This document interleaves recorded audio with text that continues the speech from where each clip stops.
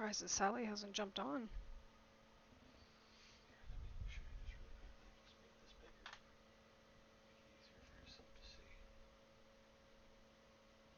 As long as it doesn't show up on all that stuff. Okay. We have Sally.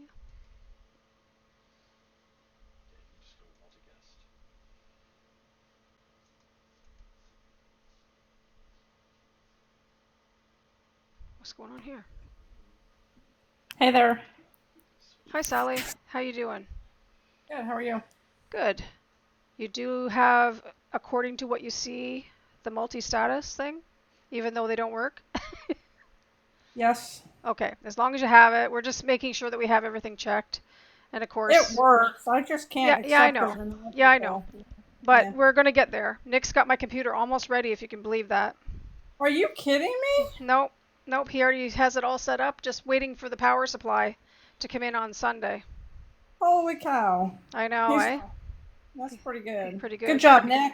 Yeah, good job, Nick. I can build a computer with my eyes closed. He can build a computer with his eyes closed, he said. Wow. Anyway, thanks, Nick. Hi, everyone coming in. Martha, she just left. Annie, and Suki. I think that's how you spell it, or sound it out. Um, I think I'm pretty set up here. I'm inviting a bunch of people. Good.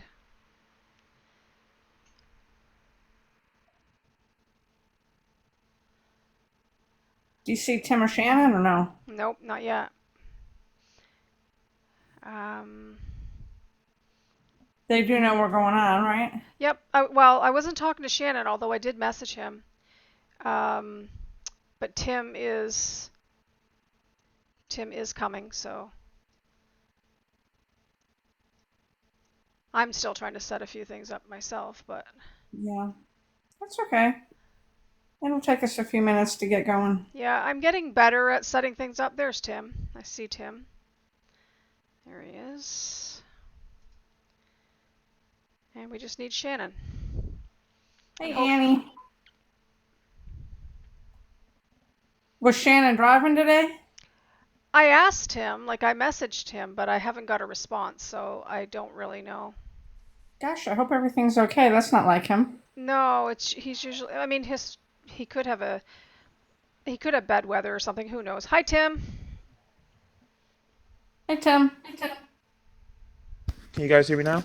We can. I We can hear can. you. Okay. Hi, Natalie. Yeah, I was gonna say Shannon probably having bad cell service right now or something. Maybe he never got your message. Yes, and he So. could be because the weather is pretty bad. I think like we're all supposed to get some pretty nasty weather here. I don't know about you, Tim, but I know that Sally, Gullen, myself, we're all supposed to get this rain for days. So Oh, really? Just tonight yeah. and tomorrow, not for days. Just tonight and tomorrow for us. Oh yeah. We're supposed to get it for a few days. Hi, Tracy. And Vince. Hey, Vince.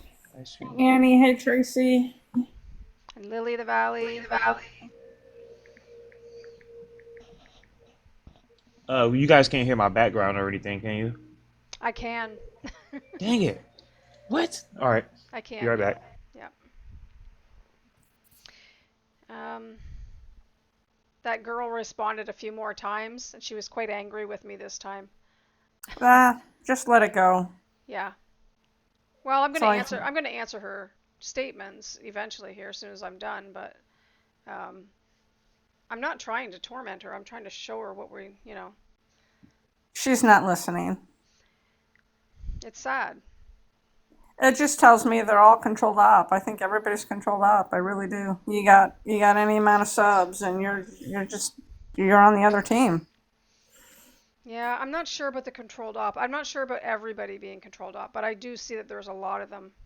I don't know if she has like a blue check mark or anything like that. I do think all the blue check marks are, you know, on the other side. Hi, Dorothy. Hey, Dorothy. You're welcome, sister. Yeah. Well, I don't know what to do. I don't really want to not get Shannon up here. I Um, sent him the invite twice, and I don't know. yeah, I I don't think, know what the weather's doing out there in New Mexico, but yeah. or if he was driving. It's not like him to not. No, it's not. He's usually like right there, eh? Okay, Yeah. okay. What I'll do is I think I'll start it because the video's a long one tonight. Like it's the longest one of the series, and then after this, it's just an hour. But if he comes on, I'll put him up there. So, and if you guys see him, just say so in the chat, and I'll make sure I get him up there. Because unfortunately, your controls aren't working until we get the hard or get the driver put in, which hopefully will be for next week. Would be great. So, okay, so I will start the video then. Sounds good.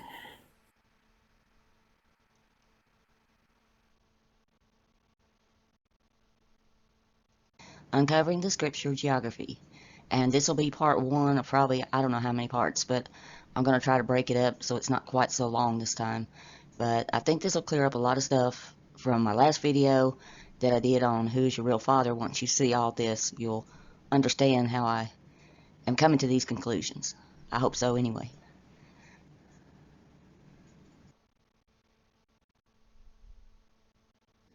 I remember when I was young, time and again, I'd ask myself, why did God choose this barren land in Israel as its holy land?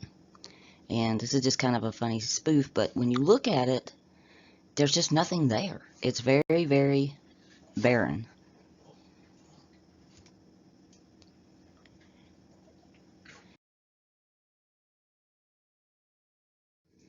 Now, we're told in Matthew 17:20, he said to them, because of your little faith, for truly I say to you, if you have the faith like a grain of a mustard seed, you will say to this mountain, move from here to there, and it will move, and nothing will be impossible for you.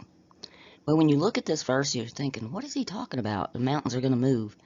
Well, when you look at the actual words he used a word for a mustard seed, sinapi, which is actually a Mediterranean region plant. So we're going to explore how the mountains really do move when you start really looking at the scriptures and you have a lot of faith.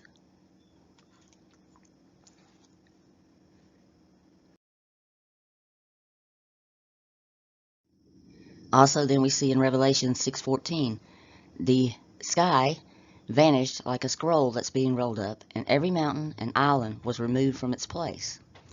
And we see that he actually did roll up a scroll in Luke 4:20 to 21. And he rolled up this scroll, and he gave it back to the attendant and sat down, and the eyes of all in the synagogue were fixed on him. And he began to say to them, today this scripture has been fulfilled in your hearing.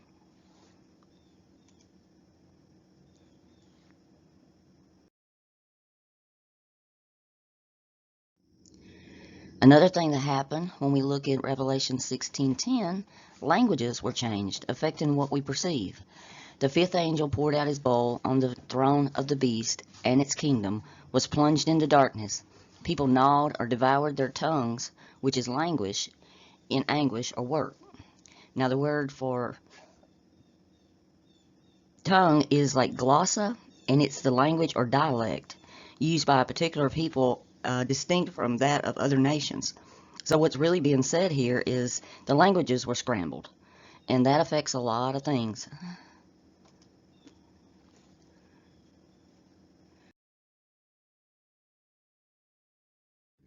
Okay, let's look at another word in this verse.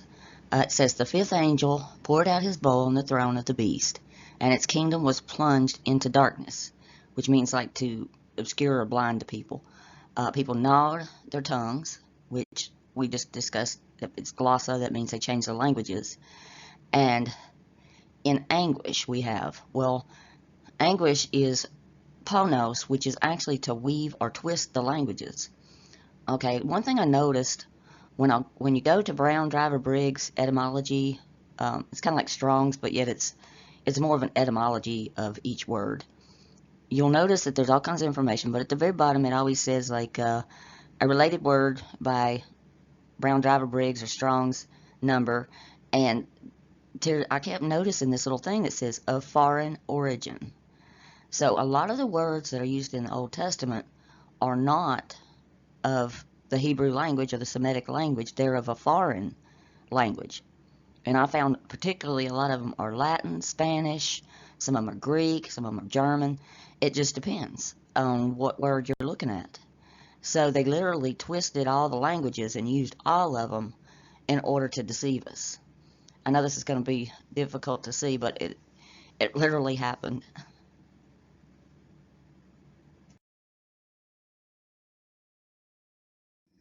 This is how bad they gnawed up the tongue.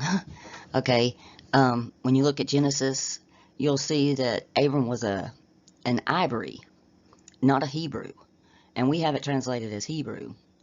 And then the Judea were changed to Jews, and Israel was changed also. It's like they went through and just totally made things to appear as they're not really the way they are.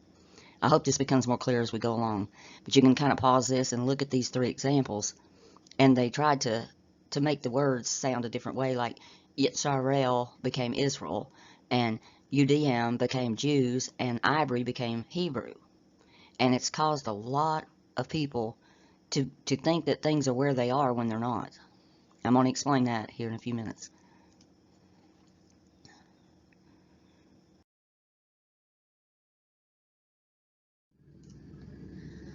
Okay, John gives us a real big heads up on the so-called Hebrew language.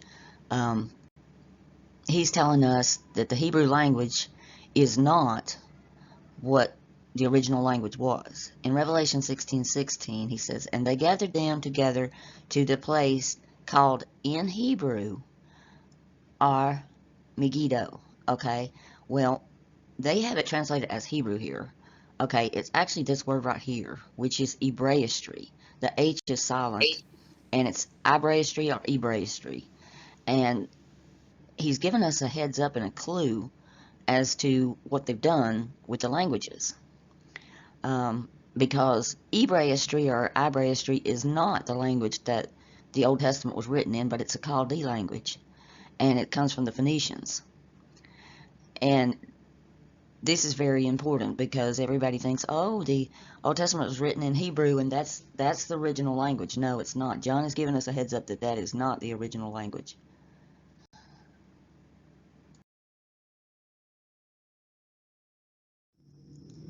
Okay, here's a bigger explanation here.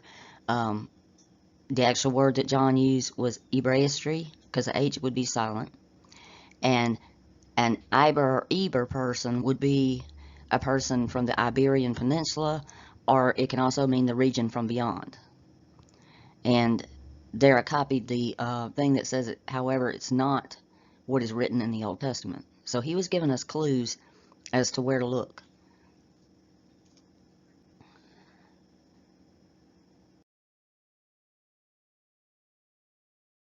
Here's a massive explanation of how the changes in the names affect what we perceive today.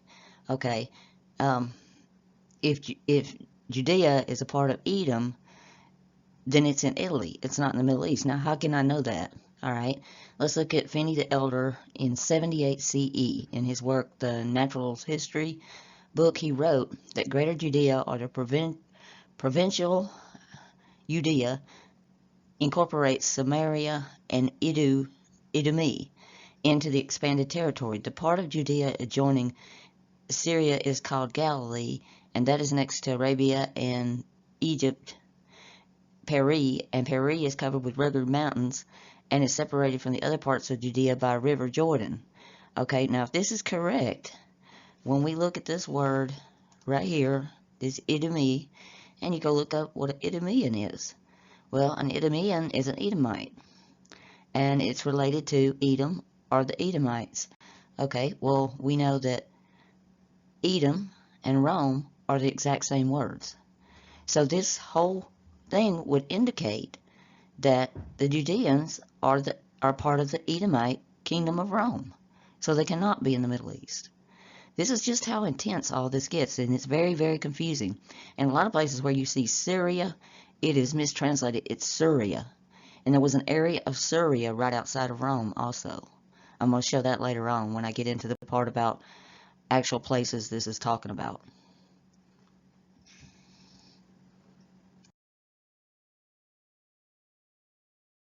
Okay, this is your Iberian or Iberistri script, the original. The origin of the language is unknown. Although Iberian ceased to be written in the 1st century AD, it may have survived in some areas until the Visigoth period, according to Mendez Pidal. And you have 3 different scripts that have remained from the Iberian language that they found. Now, all 3 of these were replaced by Latin-based languages, or the Iberian Romance languages. So this basically morphed into your Latin-based languages.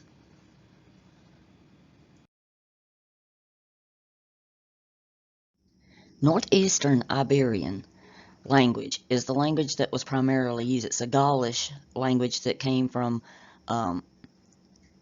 Incherim, or in France, right on the border of Spain and France, what we call Spain and France today. And they were known for their own language, which was from the Gauls. It developed under the Indo-European roots, and, for example, loss of or any diagnostic features as the script standardly used to write the Koine Greek throughout. So this is where we got the Koine Greek from. It was actually not from the Middle East. It was from Spain. And you'll notice that the Chi-Rho for Jesus Christ actually matches this writing. I thought that was very interesting too. And primarily, the Catholic Church basically started in Spain and Italy, not the Middle East.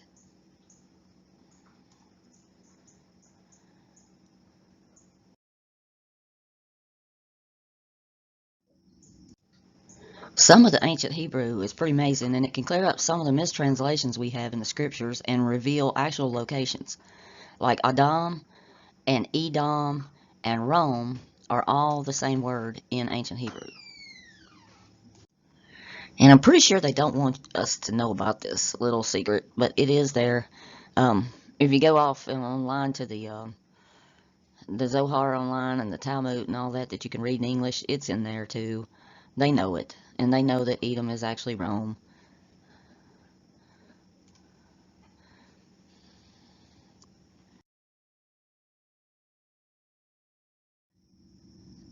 Now, the Iberians are the Ibers, and were a set of people that the Greek and Roman sources knew of, and they identified them all, like Strabo and all the Herodotus. I can't pronounce that very well, but they all named them as that continent, um, and they were there at least the 6th century BC. The Roman sources also used the term Hispanic to refer to the Iberians. Now, when we look at Genesis 14:13, and there came one that had escaped and told Abram, the Hebrew is what we have in English. But when you actually click on it in Strong's, you'll see it says Ivory, the descendant of the Ibers, or an Iberite. And an Iberite or an Ivory was a Spanish person. It can also mean, when you look at Brown Driver Briggs and you look at the definition, it means in English one from beyond, which is interesting too. And it's a Latin-based word. It's not from the Semitic languages.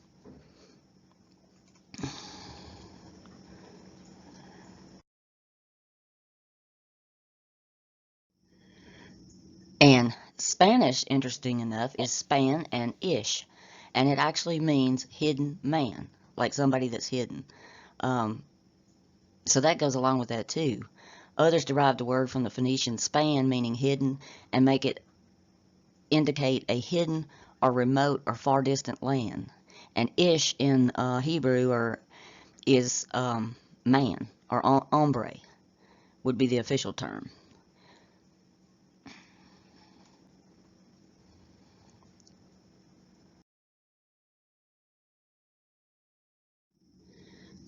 Okay, another interesting thing about the word Abram is it means exalted father. And in Genesis 12:6, we see Abram, or the exalted father, pass through the land to the place called Shechem, as far as the timber tree of Morah. And at that time, and the Kenites were in the land. And then in Genesis 14:13, and one who had escaped came and informed Abram the Ibri, for he dwelt by the timber trees of Mamre, the Amorite brother of Ishcal, and the brother of Aner, and they had a covenant with Abram. All right, well, I went online, I started looking for this tree. And this tree is only found in Spain and Italy. Let's see if I can point this out. Right here on the border of France and northern Spain is where there are some of the trees. Then over here on the shoulder of Italy, and then down here on the island off of Italy. And that's the only three places this tree grows.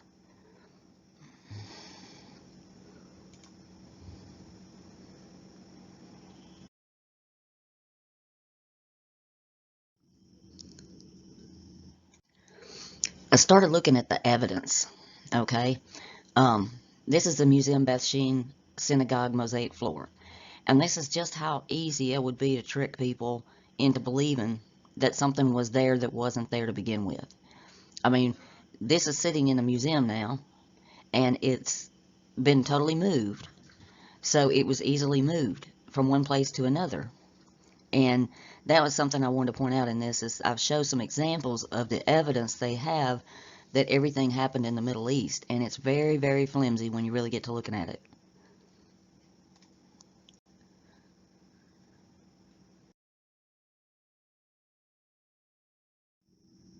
That's the excavation area at Tel Beth Shean. That's where that they say that floor came from, and that's 1937.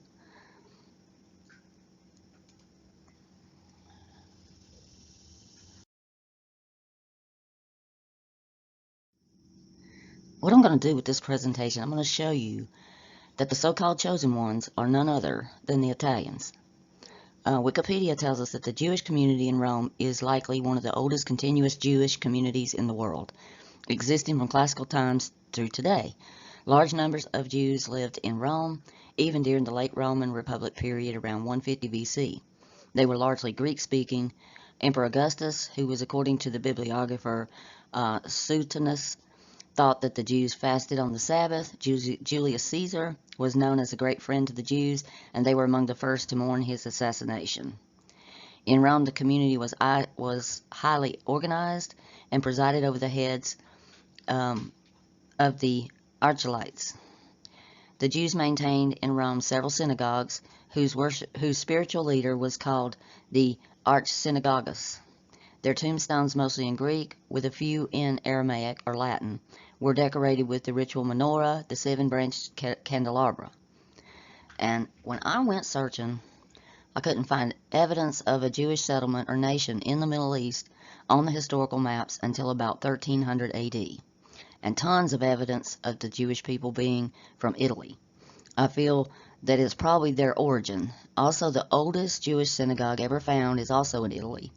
Jewish religion appears to be a spin-off of the worship of Jupiter, who was pronounced Yahweh. The Latin Yahweh would be pronounced almost identical to what the modern scholars say Yahweh is from the Old Testament. Thus, they have relegated the Almighty Jehovah of all the Bible to be nothing more than a pagan Rome and God, devil, Zeus, Jupiter, or Jehovah, whatever you want to call him. And they have it spelled in most of the books as Jove, but the I we know was changed to J around the 1400s, and it was pronounced that J or I was pronounced like a Y, the O, and the V, a Wa, and EH, so it would come out sounding like Yahweh. And I don't know how scholars have missed this, but I have proved it out beyond a shadow of a doubt. This will be part one of probably about 6 videos because this is extensive. I think I have around 600 slides now proving that this is correct.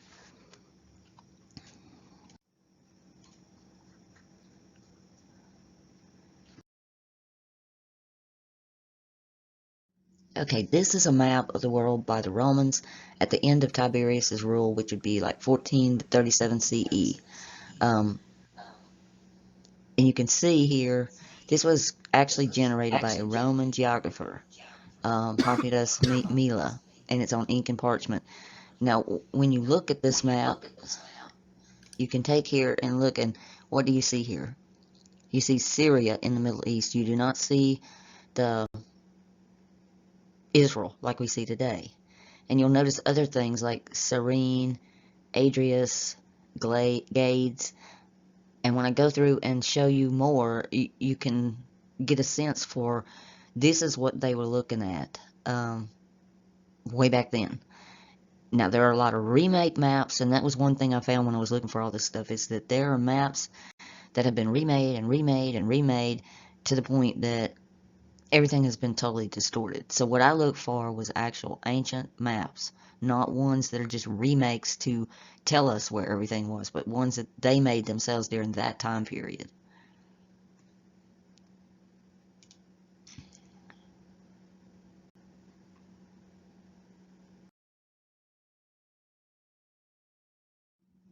Now this is the tabula Penterig, I can't pronounce that word. Most people call it just a tabula. But this was made under the direction of Marcus Vespasian Agrippa, the Roman general that was friends with the Emperor Augusta. After Agrippa's death in 12 BC, that map was engraved on a marble and put on display at the Porticus Vespian in the Campus Agrippae in Rome, close to one of the major buildings. Now,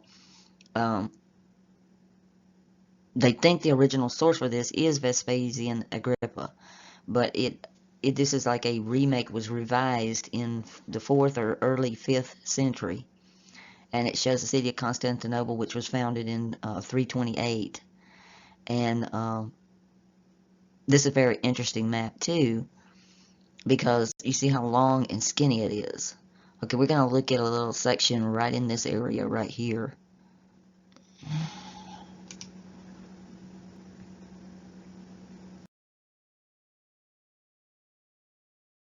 Okay, I pulled it in red here so you can see what area that I blew up. And what all do we see right here? This would be, right in this area right here would be where Israel is today. And we have nothing that says Israel, Jerusalem, none of that. We have Antiochia, you can see it right there, Antiochia, and Syria right there. Then we have, down here we have Syria, Arabia, below it. We have Damascus or Damascus, or whatever that is, and then Palestina there. And we don't see any of the stuff that we are told is right here today. And to me, this is massive proof, because these are the really old stuff. These are not just remakes to tell you what happened.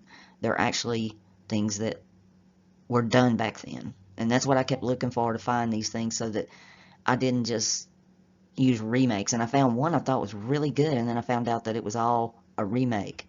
So you have to be really careful about what you're looking at on the internet, because with the technology today, they could make us believe, anything they wanted to.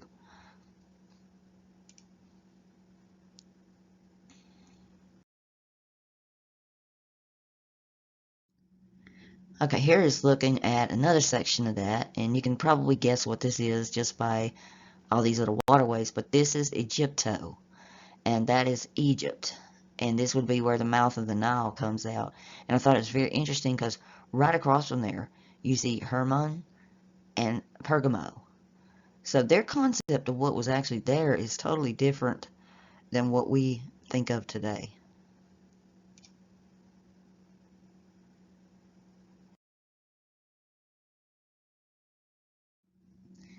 Okay, this is another one that was the 4th century. And it's really strange, because what we see over here is not Israel again, it's Orions instead. And I took the map and took this part and blew it up so you could see it there. Now, when you look here, again, you'll see that word Egyptos right there. Instead of, there's no Mitzrayim like we have in the Old Testament.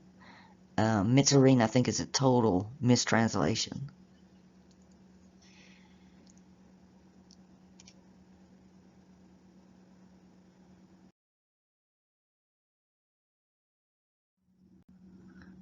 And here's another one. This is 1045 AD, and we're still seeing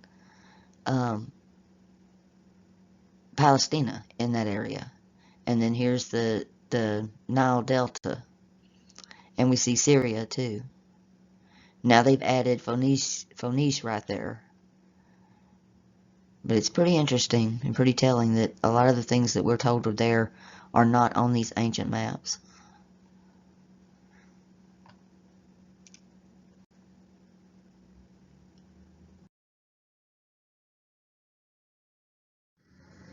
Okay, this is the time period when we start seeing Jerusalem added.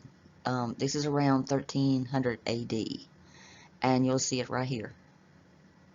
And Iridia would be the I up until about, I think it was like 1400.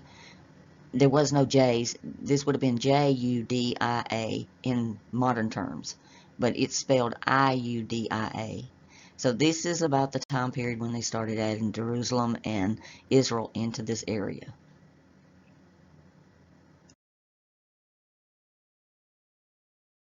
The Spanish for Yahweh would have been Yehovah, okay? And you can see here on this statue of Jupiter, it literally has that written in Latin, the Yehovah. This is the Jewish deity, is one and the same as what is in the Old Testament, and it was actually considered Jupiter of the Roman Empire.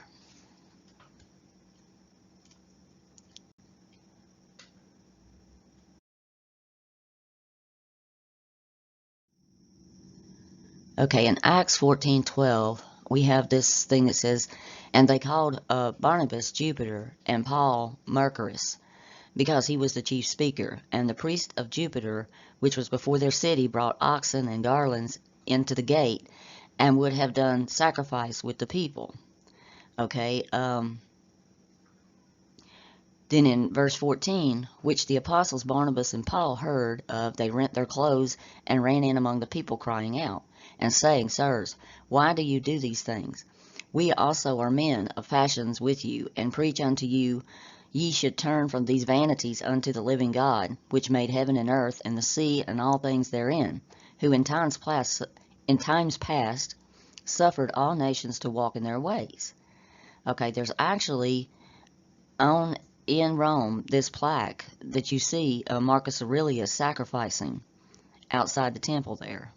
And this coin I'm showing you is a silver tetradrachm of Alexander the Great, showing him wearing the horns of the ram god Jupiter. So Luke is also telling us a whole lot in Acts 14:12.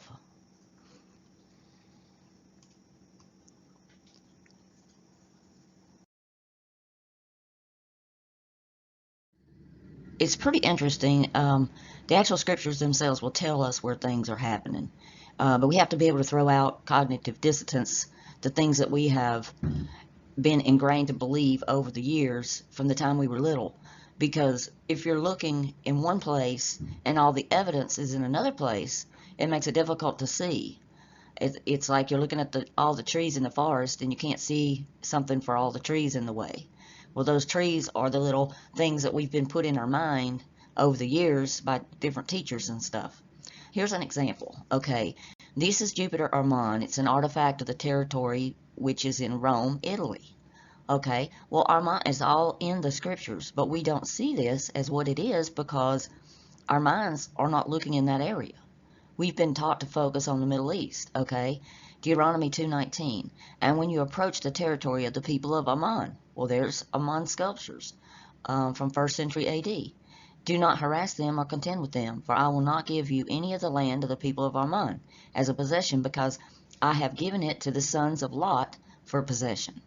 So this land where this deity, Jupiter Ammon, is Lot's people. That's their possession. But we won't see that because we're not even looking in the right direction.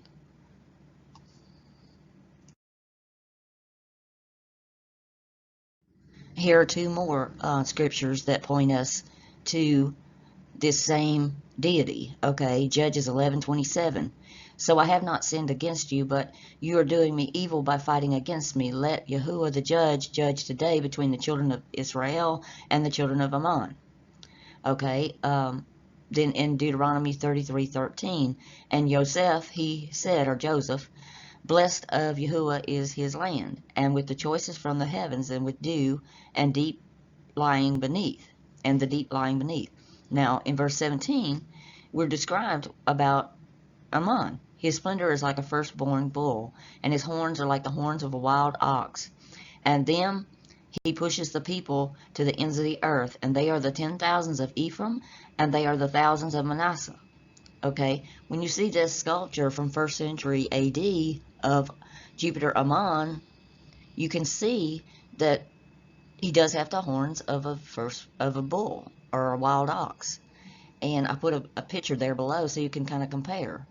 Now, it was said that this was Zeus Ammon, and there are different, like Jupiter Ammon, Zeus Ammon. The archaeologists have named him different things, but I think it's just Ammon, basically. He's part man, part beast. His head sits on a herm support, that little bustule thing that's common for the Romans. He was a deity of the early classical origins. His facial features are human, but his ears and the coils of his ram's horns are bestial looking. The hair looks like old-fashioned style, and he has it rolled back where his locks are over. The forehead is combed flat, and there's like a band around his head to hold his bangs down. Let's see, what else about him? This was very common in 1st century. They used it in their gardens, their domestic interiors. And it was an important religious figure for the Romans, and which are actually the so-called chosen ones. He was deity of Alexander the Great, and actually Alexander the Great actually did some of his statues wearing the horns of Ammon. This particular piece came from 1st century AD, and it was found in Rome, Italy. But I think it's very interesting that there is so much we can see when we let down all that we've been taught and just look at the facts and what is there.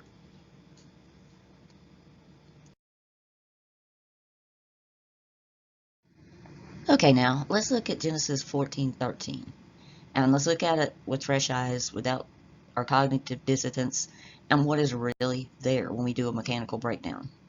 I took the verses and I took word for word and broke down the Hebrew and looked at each word, and it says, and he came, the escaped or refugee, and he spoke to Abraham, which means the father of the multitude, the Ibri, or the one from beyond, and he is to dwell in the house of the great tree, or the Elon, from Mara and the Aharam, and my brother Eshcol, and my brother Aner, and they are the Baali, which means the possessors of, the alliance with Abram, which is the father of the multitude. Okay?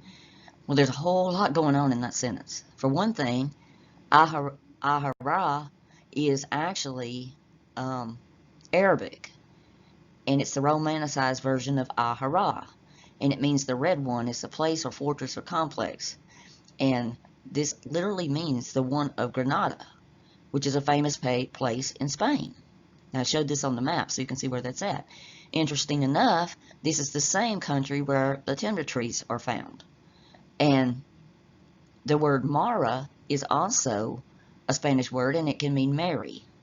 So it could mean Mary, the one of Granada, if you really want to break it down even further. So you can start finding these locations by looking at these word for word, what they literally mean, and finding out what language they came from, and then looking at it from that perspective. So this whole thing is talking about a place in Spain in Genesis 14:13, but most people will never see that because they don't understand what has happened to the scriptures.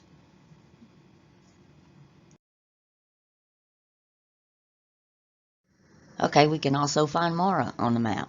Mara is a municipality of the province of Zaragoza, Aragon, Spain. And it's very interesting when you look at that and you start looking, it was actually, back in the 1st century, Caesarea Augusta, and it's where the census went out. And very interesting enough too also is, check this out. Look at the shield for it. It actually has the timber tree on it. It's the same area where the timber tree, where I showed you another slide, where it grows. So all this is interconnected, and you can't see it until you start seeing the language changes and you look at those words that say of foreign origin. Once you see those, then it becomes very clear.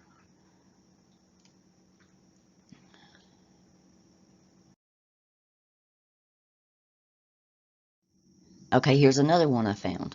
So Abram left as Yahuwah had commanded, and Lot went with him. And Abram was 75 years old when he set out from Haran. And actually, when you look at the Hebrew on it, it's Charan.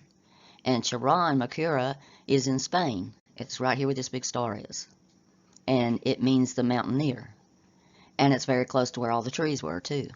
Same area.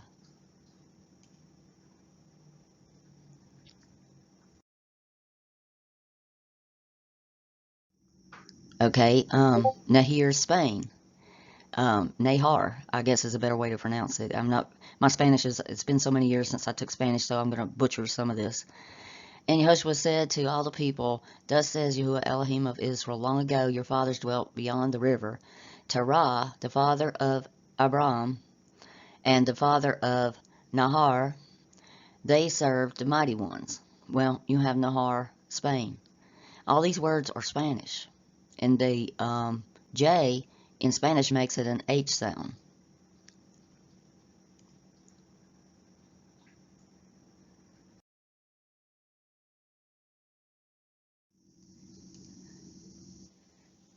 Now, the truth of the matter is that all this happened in Spain and Italy, not the Middle East as we've been told.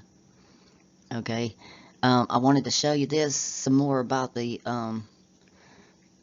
It says in Genesis 12:6, and Abram, or the exalted father, passed through the land at the place of Shechem as far as the timber tree of Morah. Okay, the timber tree was up here in this little area where I've got a circle, and at that time the Canaanites were in the land. So apparently the Canaanites were in this area. And the one who had escaped came and informed Abram the Ivory, for he dwelt by the timber trees of Mamre in the Amorite, brother of Ishcal and brother of Aner, and they had a covenant with Abram. Okay. Um, I won't say his name right. Jacobich suggests that when Jesus went to the Gadarenes, that he was traveling to the other side of the Sea of Galilee, but in fact traveled to Spain. Okay, now the truth is, this is where they were. The Gospels record a stormy sea journey to a mysterious place called the land of the Gadarenes. And that's recorded in Matthew 8, in Mark 5, and Luke 8. And this area is off of Spain. It's also known for storms. And I'm going to show you even further on that, too. This is very involved, what I'm showing y'all this time. So just hang in there and just keep looking and keep listening, and you'll see it eventually.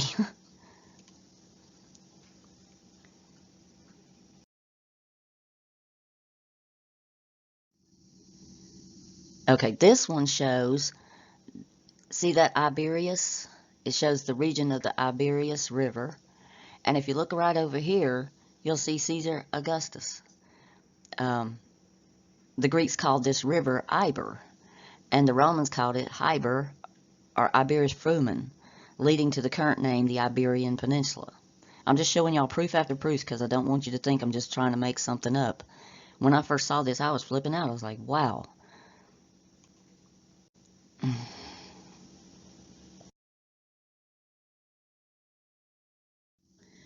Okay, we get into the word for Egypt in Hebrew. And you'll see right here, let me pull this little thing. You've got Mitzrayim, okay? Actually, there is other words in Hebrew for Egypt. Okay, Egypto and Egyptos, not Mitzrayim. So Mitzrayim is not Egypt. And it says in Hosea 13:4, but I am Yahuwah your Elohim since the land of Mitzrayim. And Mitzrayim actually means double straits, a narrow body of land with double straits. And an Elohim besides me you shall not know, for there are no Savior besides me. Okay, so where in the heck is Mitzrayim? if it's not Egypt. I mean, this is about as clear as it comes. You can see here, this is Egypt in Hebrew, and this is Egypt in Hebrew. And so what is Mitzrayim?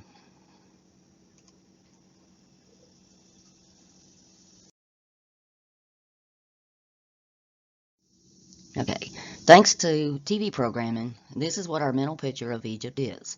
And the so-called Egypt as a country today, but the word Egypt is not actually in the scriptures. The English name Egypt is derived from the ancient Greek Egyptos, and the modern French Egypte or Egyptus, and Egitto in Italian. The root word of Mitzrayim is not Egypt, and according to Brown, Drivers, and Briggs, the meaning is to border, to shut, or limit, and the sources claim the etymology of the word Mitzrayim lies in Tassar or Tassar, and the verb means to bind, tie up, restrict, narrow, be cramped, straits, distress, narrow or tightness.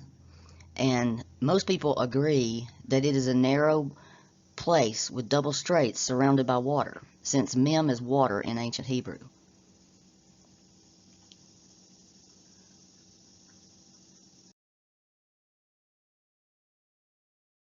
Okay, so let's look here. Okay, the Suez Canal is not a strait, and definitely not a double strait. Okay, the only place we see double straits is the narrow body of land of Italy, and you've got two straits on both sides.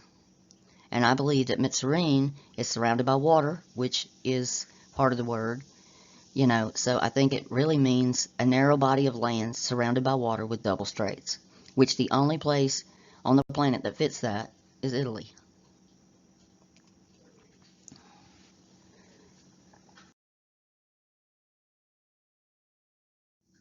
And this is just another card I did on it. When I'm studying, I do 100 million cards because that's how I study it. I use them like index cards. But you can see that this is clearly Mitzrayim is not Egypt in Hebrew. This word does not match that word, and it should.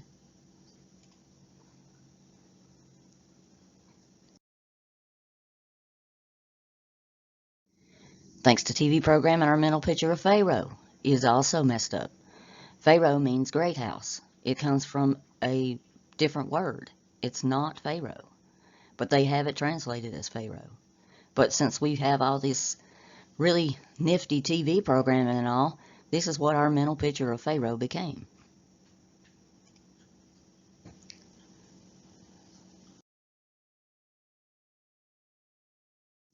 Here you go here.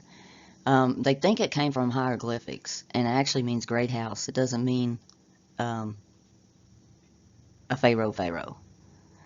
So this is another thing to consider when we're looking at that. And you can see here it looks like a house in a big stick. Leader house.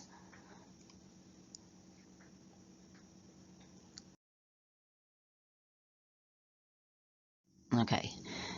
Another thing nobody's considered is the pyramids are not made of straw bricks, and we're definitely told in Exodus 5:7, you are no longer to give the people straw to make bricks as before. Let them go and gather straw for themselves, and lay on them the required amount of bricks which they made before, but do not diminish it, for they are idle. That is why they cry out, saying, let us go and slaughter to our Elohim. And you can see here, this is the pyramids, and that is definitely not straw bricks.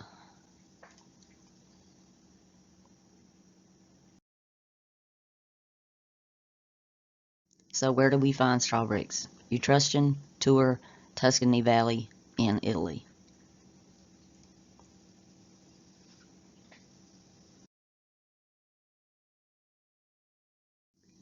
This is the straw and mud bricks were made in Spain and Italy. The Etruscan cities, which often sat on the hilltops, became walled from about the 8th century, first in mud bricks and then often in stone. But they're primarily, the ancient ones were all made out of the straw bricks. This is a house, the House of Sturgeon in Pompeii. And notice how improved is still there, yet it's covered with twigs. You can still make out where the twigs are in it.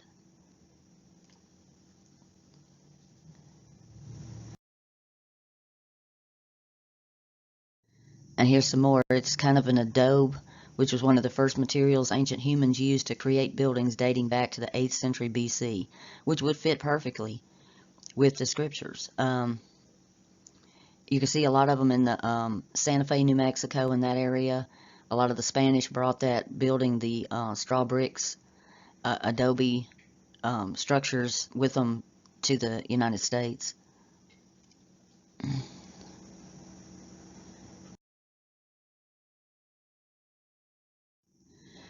Okay, so if this all happened in Italy, then we have to have the bulrushes where they hid Moses. Okay, so we go and look at the Cane River in Sicily, and it is covered in papyrus reeds, just like in the oh shoot, I'm losing my train of thought here. Just like in Egypt, where they have all the papyrus reeds and they think Moses was put in the little basket. And also on that island is Mount Etna, which puts off the sulfur and the bitumen and the coal. Now let's look at the scripture and what does it say?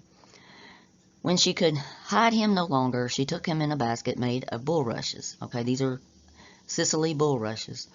And dabbed it with bitumen. Okay, there's bitumen there. And pitch. And she placed a child in it and placed it among the reeds by the riverbank.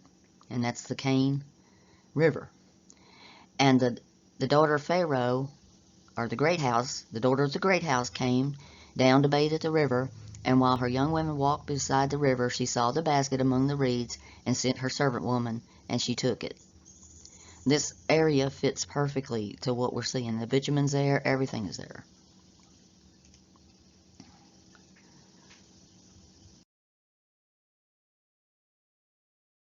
Now this is where it starts getting amazing.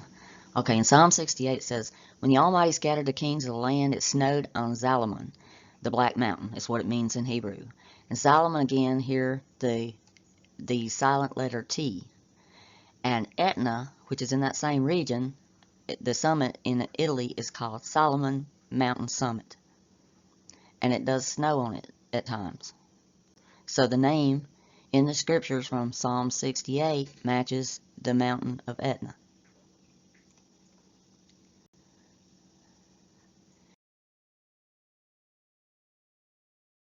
And also, when we look at it, at this word, it means thorny, okay?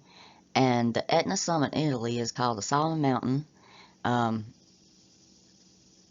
it is covered in thorns. It has thorn bushes, prickly pears. In fact, when hikers go up to this mountain, they complain about the thorns. There's so many they get stuck, and so it actually fits the name of the mountain also.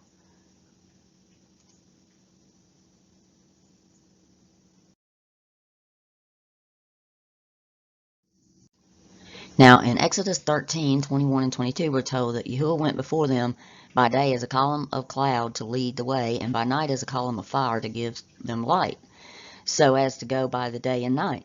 The column of the cloud did not cease by day, nor did the column of fire by night before the people. All right.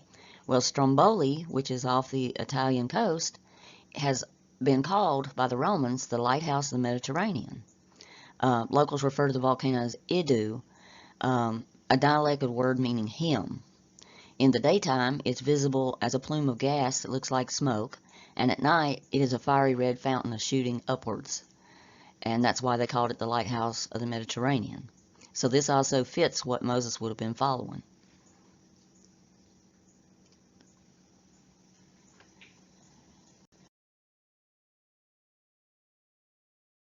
Okay, in Exodus 7:19, we're told Yahuwah said to Moses, draw from the water and say to Aaron, take your staff and stretch it out your hand over the waters of the double straits, and over the rivers, their canals, and their ponds, and their pools of water, so that they may become blood, and there shall be blood throughout all the land of the double straits, even the vessels of wood and the vessels of stone.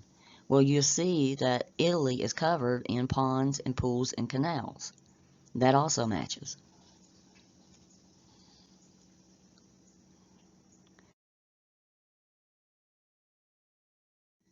Okay, this one really got me. There's a mountain, and I'm not even going to try, I guess I should. Montega Spatica. If you're Italian, please forgive me. But it's Split Mountain in Gaetia, Italy. Okay. and it's on the Gulf of Galicia. You can see here Galicia, and it's about 120 kilometers from Rome and about 80 kilometers from Naples. A chapel was built in one of these fissures of the mountain, and this mountain was split into two parts. Galicia means to watch, guard, or take care. Now, what is very curious about that is that there's a legend involving this mountain, and according to the legend, um, it's believed that the rock split at the death of Jesus, and he touched the rock, and it said if true, the rock became liquid, and he spoke, and the liquefied and gave way to an imprint of his hand, and you can put your fingers into the imprint today. Now, I'm not sure if it happened then or not, but I have a feeling that that happened way back, even further back, because it says Moses lifted his hand, struck the rock twice with his rod, and much water came out, and the congregation and their livestock drank. Well, it's very interesting where this rock splits at the very top, or this mountain, there is fresh water that goes down to this unusual looking pool with fresh water. And now it is in Matthew 27:45 through 51, and behold, the curtain of the temple was torn in two from the top to the bottom. The earth shook and the rocks were split. So that could have been also how they get this legend of the rock splitting. Because I'm going to prove that I think he died in Italy.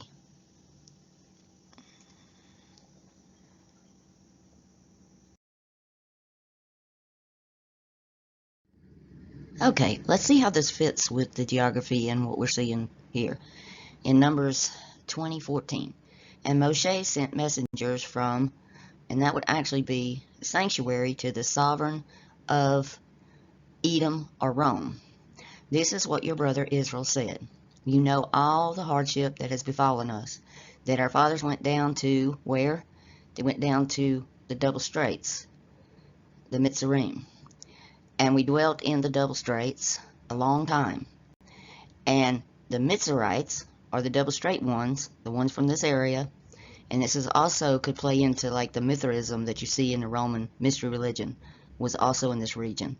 And we cried out to Yahuwah, and he heard our voice, and sent a messenger, and brought us up out of the double straits. And see, we are in, and it's in your English translation, it says Kadesh, a city on the edge of your border.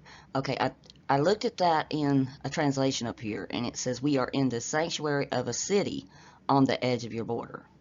Okay, so they were on the edge of Edom or Rome.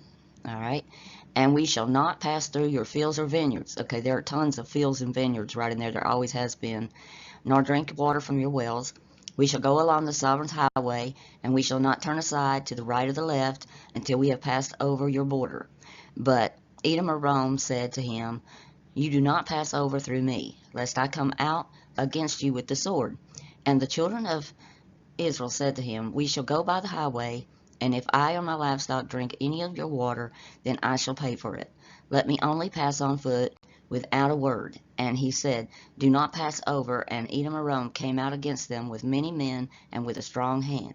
So when Edom or Rome refused to let Israel pass through their border, Israel turned away from him. So they came from the double straits, where they were oppressed or badly treated, went up the coast. This is where he split the rock right before this, and they were on the border of Rome. So it fits perfectly with what we see the actual text says.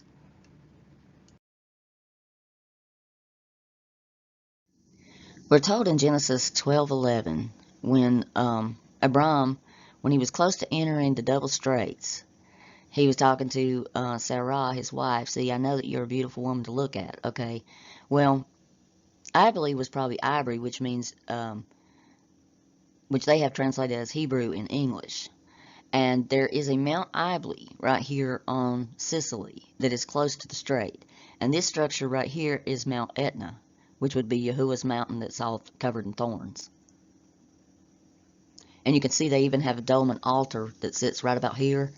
And that, to me, when I see these, I think of the altar places in the Old Testament where it was altars made of uncut stones. And this is the pool at the base of that mountain.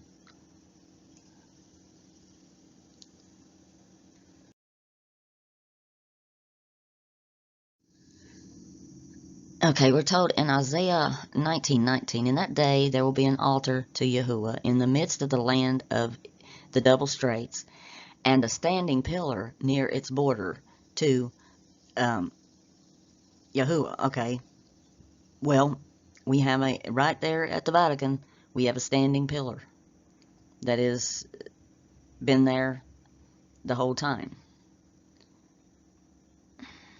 So that would, to me, also indicates that this is the land of the double straits, not Egypt.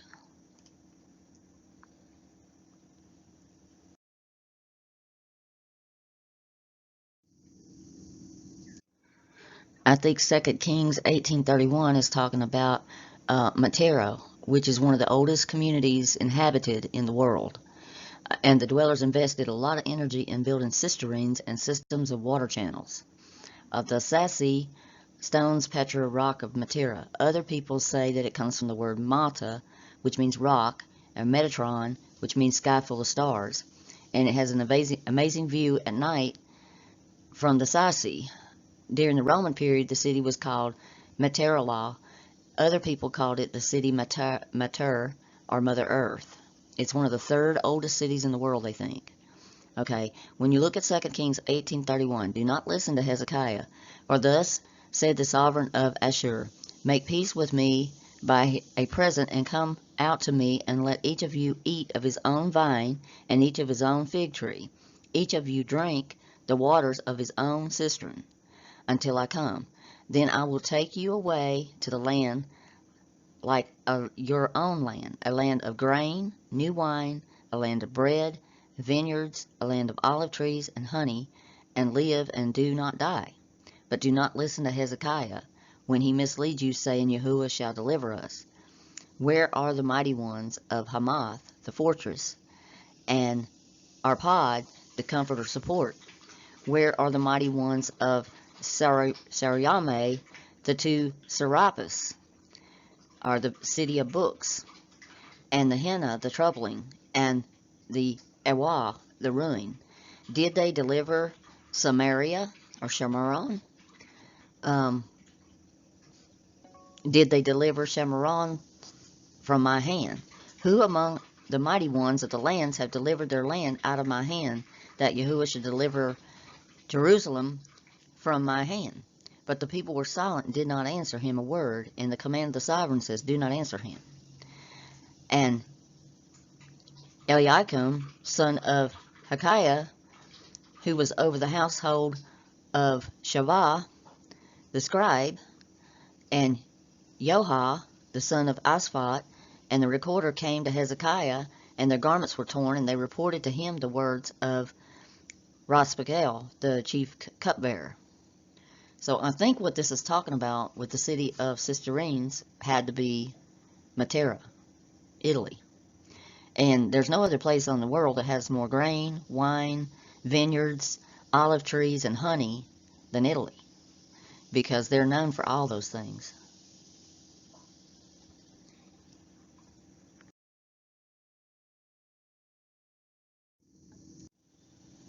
We're told the presence of the Jews on the Italian peninsula can be traced back as far as 200 BC during the late Roman Republic period. Now I'm going to prove that it goes way further back than that, all the way to 9th century BC. There are about 30,000 Jews living in Italy today, and they form a thriving community, which is concentrated in 5 major cities of Rome, Milan, Turin, Florence, and Leghorn. Interest in Jewish culture is widespread among the wider Italian population through knowledge about Judaism is often quite limited. Kosher food is available in the main cities, and they have a large community. The representative body of the Italian Jewry is the Union del Camata Ibrati Italian, the Union of the Italian Jewish Community. The Italian affiliate of the World Jewish Congress is there. Okay? In Isaiah 14:18, we're told, in that day 5 cities in the land of the double straits shall speak the language of Canaan, and swear by Yahuwah of hosts. One is called the city of destruction. Well, Herculaneum, Italy. Herculaneum means city of destruction. And there are 5 cities that speak the Canaanite language, the only living Canaanite language alive today is Hebrew. And this exactly fits.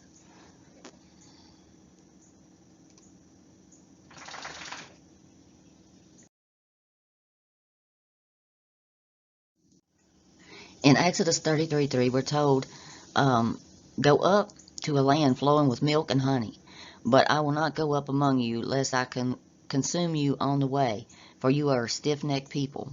Well, when you think milk and honey, Italy has to come to mind because it's the land of cheeses, lattes, and honey. The Italian honeybee is thought to originate in the from the continental part of Italy, south of the Alps and north of Sicily. The subspecies may have survived the last ice age in Italy. It is genetically a different subspecies from that of the Iberian Peninsula and from Sicily. It is the most widely distributed of all honeybees and is proven adaptable to most climates, from subtropical to cool temperatures, but it is less successful in humid tropical regions. Italian honeybees that originate from the Ligurian Alp in northern Italy are often referred to as a Ligurian bee. Now, this is some of the most sought after honey in the entire world, to be honest. Some of the most expensive honey you'll ever buy. And their cheeses and their lattes and milk products are also huge.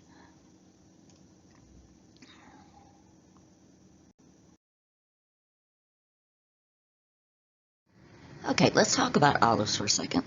What we have labeled as Israel is not where olives came from. The olive known as the botanical name Olea europea, meaning European olive, is a species of small trees in the family of Oleae. They're found traditionally in the Mediterranean basin. Fossil evidence, now this is going back on their timeline on science, is 20 to 40 million years ago in the Oligocene in what is now corresponding to Italy and the eastern Mediterranean basin, which would be like France and Spain also. Israeli farmers raise not only native varieties, but they also select varieties of Spanish, Italian, and Greek olives. Olives were first domesticated 7,000 years ago in Israel, so they've only been around there, and they were only domesticated, which means they were brought there and planted. Okay, let's look at how it's described in Deuteronomy 8, starting in verse 7, about what kind of land that Moses and them were being brought into. For Yahuwah your Elohim is bringing you into a good land, a land of streams, of water, of fountains and springs that flows out of the valleys and hills, a land of wheat and barley, of vines and fig trees and pomegranates, a land of olive oil and honey, a land in which you will eat bread without scarcity, and which you do not lack at all, a land whose stones are iron, and out of whose hills you dig copper. Now, none of that really fits Israel because they have to irrigate everything, and like I showed you in the first slide, it's very barren, most of it, and there's not a lot of these things are just not there. And they had to be brought in and planted and cultivated and irrigated to grow. So we can see from this that where they're being taken is not what we have labeled as Israel today. The next slide will show you how far all this actually goes. I mean, I think that Italy was just the starting stomping ground from the double straits.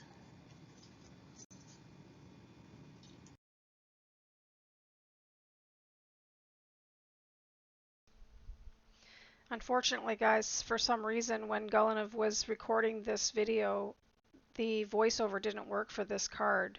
So I'm just going to tell you a little bit about it. Like, all she was trying to do was prove with a bit more evidence that the geography has been changed, and that the almond trees were first. People tell you that the almond trees were first grown in the Middle East. However, they're not native to. They're more native to Italy and Spain. And she was also showing something about the fish salt factories being there also. Um, and after the video's over, I've got one more or a couple slides to show you a very, very old picture of a very old almond tree by some ancient ruins that you'll get to see. That she did. I showed it to her today, and she was kind of impressed with it. So, anyway, we'll continue watching this as soon as this slide moves on.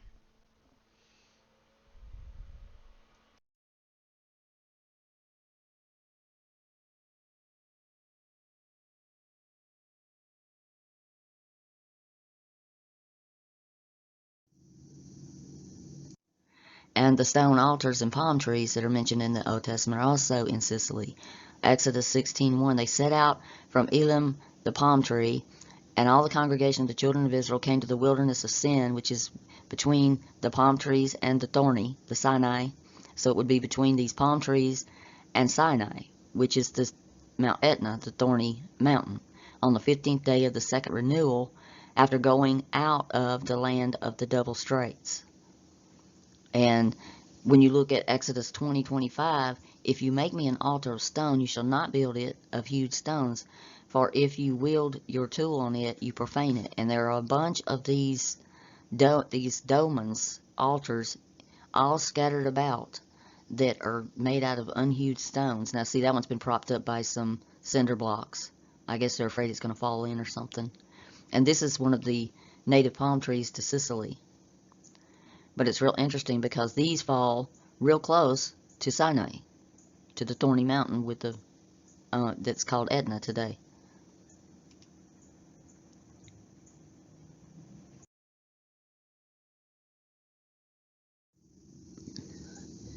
And here's just another picture of one in Sicily. And they were in every place where I cause my name to be remembered.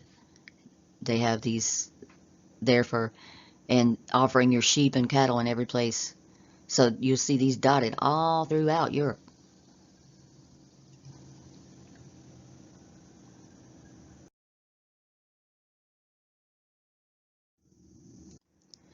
Shaprod is the Hebrew name for Spain.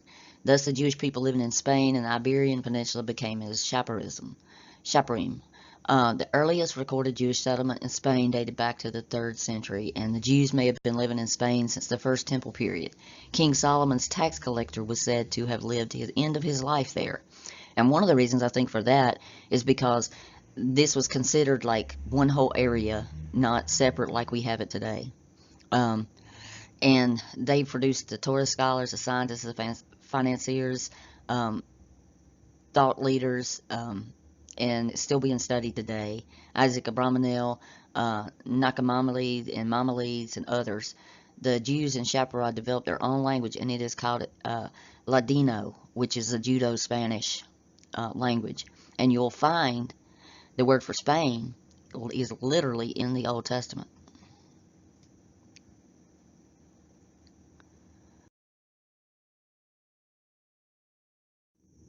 Okay, here's another thing I found. The lily is native flower of Italy and the national flower, and you can't find it any indigenous to Israel at all. In Solomon, Song of Solomon, it's like 2:1-2. I am the rose of Sharon, the lily of the valleys, like a lily among the thorns. So is my love among the daughters. And the Son of Man gave us something to think about with that. He said, consider the lilies, how they grow, how they neither toil nor spin. Yet I tell you, even Solomon in all his glory was not arrayed like one of these. So he's telling you there were lilies around. And there are no lilies, were not indigenous to Israel. And the word used here is cranon, and that is a specific lily to Italy. And this is a picture of it right here.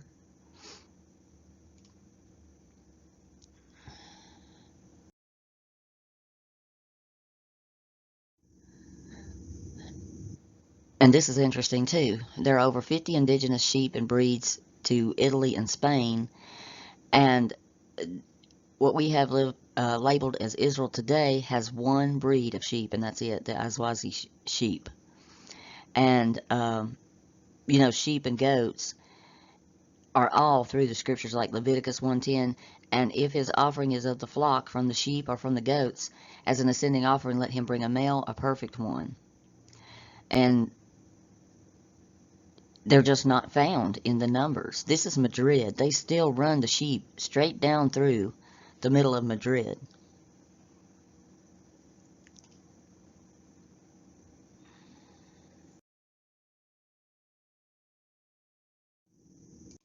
And Mount Tabor, the Bardonisa, Italy, is actually, Tabor is found in Italy. North and south you have created them. Tabor and Hermon rejoice in your name. You have a mighty arm, and your hand is strong, and your right hand exalted. Mount Tabor is a hill in Raconti, um, March, Italy, and it's also called the Hill of Infinity because it's described as a site of spiritual epiphany in Giacomo Leopardi's famous poem. So this is actually where I would think Tabor is right here.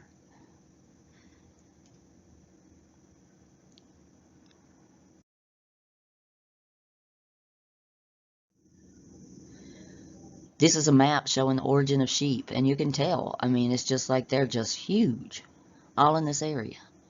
But down here, you've only got one. And it says in Genesis 4:2, and again she bore his brother Abel, and Abel was a keeper of the sheep, and Cain a worker of the ground. And then in Genesis 29:2, and he looked, and he saw a well in the field, and behold, 3 flocks of sheep lying beside it. For out of that well the flocks were watered, and the stone of the well's mouth was large. And Job 1:3, he possessed 7,000 sheep, 3,000 camel, 500 yoke of oxen, and 500 female donkeys, and many servants. So this man was the greatest of all the people in the east. And I believe this is speaking of the area of Spain because they also had donkeys, and they had the oxen and some camels. And the camels came from mostly down through this because this was very, very small area to go across from Africa to Spain.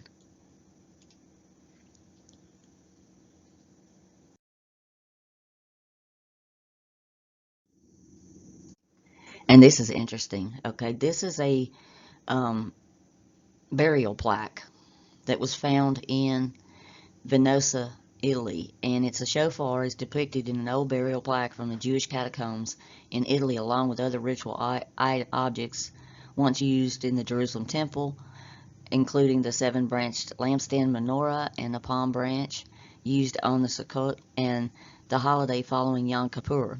The Italian inscription on the plaque states, "Here lies Phase the Jew," while the Hebrew reads, "Peace." These symbols express the hope in the national redemption and the hope for the rebuilding of the temple.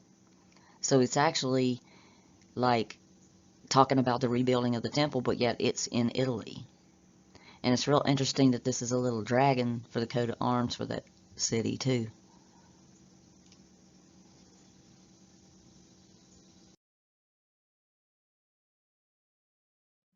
Okay, we're going to continue. This is the end of part 1, and I'll continue on with part 2. And we're going to continue to move those mountains from here to there and show where they probably were originally at.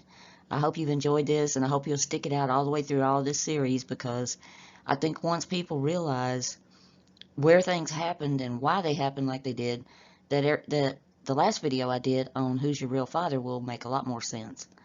Um, we just praise Father that He's opening our eyes and pulling us out.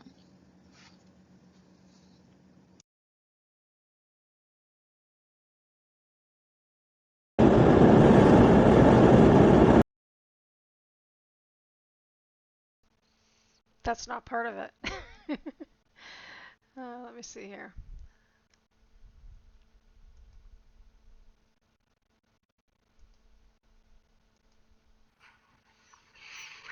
Okay, this here is just, it's just a, I just have to move this one thing out of the way here just a sec. This is just something I found on the internet today. I was trying to figure out what she had said on that one card that didn't have an audio. And through my looking things up, this is one of the things that I found, which was, um, it was a site that had a picture of an old picture, which I have a better view of it here in a second, but it just shows where almond trees bloom beside the ruined temples of Castor and Pollux, NW, I'm not sure what that is, Georgian T, Sicily, and it's in digital form now, but the original was copyrighted in, I think it was 1902 or something. But that's, this is, I don't know if you guys can see it here. this is the old ruins, and this is an actual almond tree. But it says down here somewhere that it was copyright in. Gee, I can't even see it now. My eyesight's pretty bad, but anyway, I thought it was kind of cool that you could see the old, the old almond trees there. So then, I'm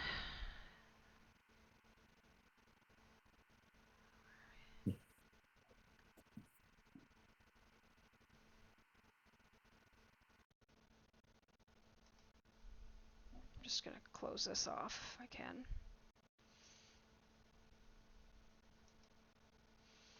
All right, guys, we're ready to do whatever kind of discussion you want to have. Um, I have to say, this series here of Golanov's has stuck with me right from the day I started watching her stuff. Everything clicked and made so much sense to me. Why would, oh, Shannon, we lost Shannon again. Yeah. Sorry. TikTok's being a little wonky tonight. Yeah, and our weather's not great here either, guys. So it might even be on my end. I hope that the one good thing is that it will be recorded and it will go up, so you won't miss anything. I pray that you won't miss anything. Anyway, yeah, that series. I always wondered. I always thought like it was kind of an ugly piece of land for them to pick, for the father to pick, or God to pick, to put his chosen people on in the Middle East when it's just full of rocks. And I never thought it was a beautiful land, and it kept calling it a beautiful land. And then once you start to see this, the land of milk and honey and all the beautiful things that's in Italy, and just everything that she put together, like her research is so extensive that it's to me it's very clear that we've been deceived. So, anybody else got anything to say? I thought it was very good. And I thought, and I was talking with you about this the other day. There's so much more in here than just about the geography. I mean, it just kind of pulls a lot of things together and, Mm-hmm. questions together about that, just like what you said, with the land being in the Middle East. I never made any sense to me either. I've never been to Europe, but all of the places that I'd ever wanted to go, I've always wanted to go to Italy. Like I studied it in college with all the gardens and the architecture and the history and everything there. I mean, it it just aligns and makes perfect sense, especially when she shows you with scripture, Mm-hmm. that it lines up. Yeah, has anybody here ever said, "Oh, well, maybe there have been a few," because I mean, anybody that really loves the Father and loves Jesus, even if they were deceived at the time and thought they were following the right one, they always want, like, people always talk about how they wanted to go and visit Jerusalem, and Israel. Israel. I have never had that desire at all, Me um, either. and I'm kind of glad now. Um, Yeah. but Italy is a When beautiful country. when I was a Christian, I wanted to go to the middle. I wanted to go to the so-called Promised Land, Hmm. Yeah. and I'm glad I didn't do it. To waste all that money. But I would like to go to Italy now and go Yeah, check it out. Yeah. yeah. I listened to all three parts of this video today as I was driving, and um, artist made a comment. I don't know if it's still relevant because this is an old video, but she said that you could buy houses in certain parts of Italy for like $5. Oh wow. I I'm don't like, know. Yeah, I don't know what man, that that is would be today, but awesome. yeah. But at the same time, like for She me, said that, for me though, Shannon, like there's not one place on this earth that I really like. There's nothing. I mean, beautiful, absolutely beautiful places to go and see and stuff like that. But to follow anything in scripture that this is where I want to be, it's not for me. So if you understand what I'm saying. yeah, I was thinking though, I was thinking $5, Yeah, I know, buy eh? a house, and then you could go visit it. You could go to Italy every 2 years or something, and have a place, Imagine rent it, living there maybe right now and having rent this it out or information. something. Imagine living there right now and having this information Yeah, and showing exactly. them. That would be pretty awesome. So, Yeah, I was Yeah, gonna I say. would love to go look at all that, knowing that y- people people spend buku bucks on going to um, the so-called promised land. They go on these big tours of all that, and they think that they're saying, "Oh, this is where Jesus was. This is the mount. This is the Mount of Olives. This is the right. all that," and it's all lies. But You think about the you amount of could. money that Israel is making in the tourism industry in Jerusalem, and it's all a fraud, you know? Mhm. I'm not surprised at all. I mean, Go for it, that Tim. they that. Tim was trying to say something. We keep cutting him Oh, off. sorry. Oh no, you guys are good. I wanted to hear him finish his Oh, thought. okay, but Were you you were, finished, yeah, sir? yeah. Oh, was my mic going off? I'm sorry. Yeah, I actually thought you were saying something. My bad. Go ahead, Shannon. Sorry about that. I'm not surprised at all that because of this big deception, they're making a ton of money Yeah. with this, go to Israel and go to the promised land and go look at all of it and check it all out. It's all a big deception. It's Mhm. like everything else. Yeah. I It's agree. sickening.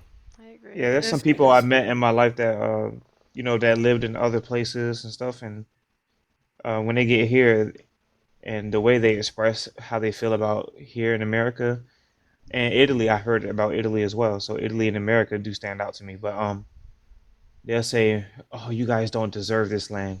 It's so beautiful, and you guys, and you treat it like nothing, you know." And that's kind of like that's the sentiments from each one that I've met, throughout my life. But Italy is very cultured though.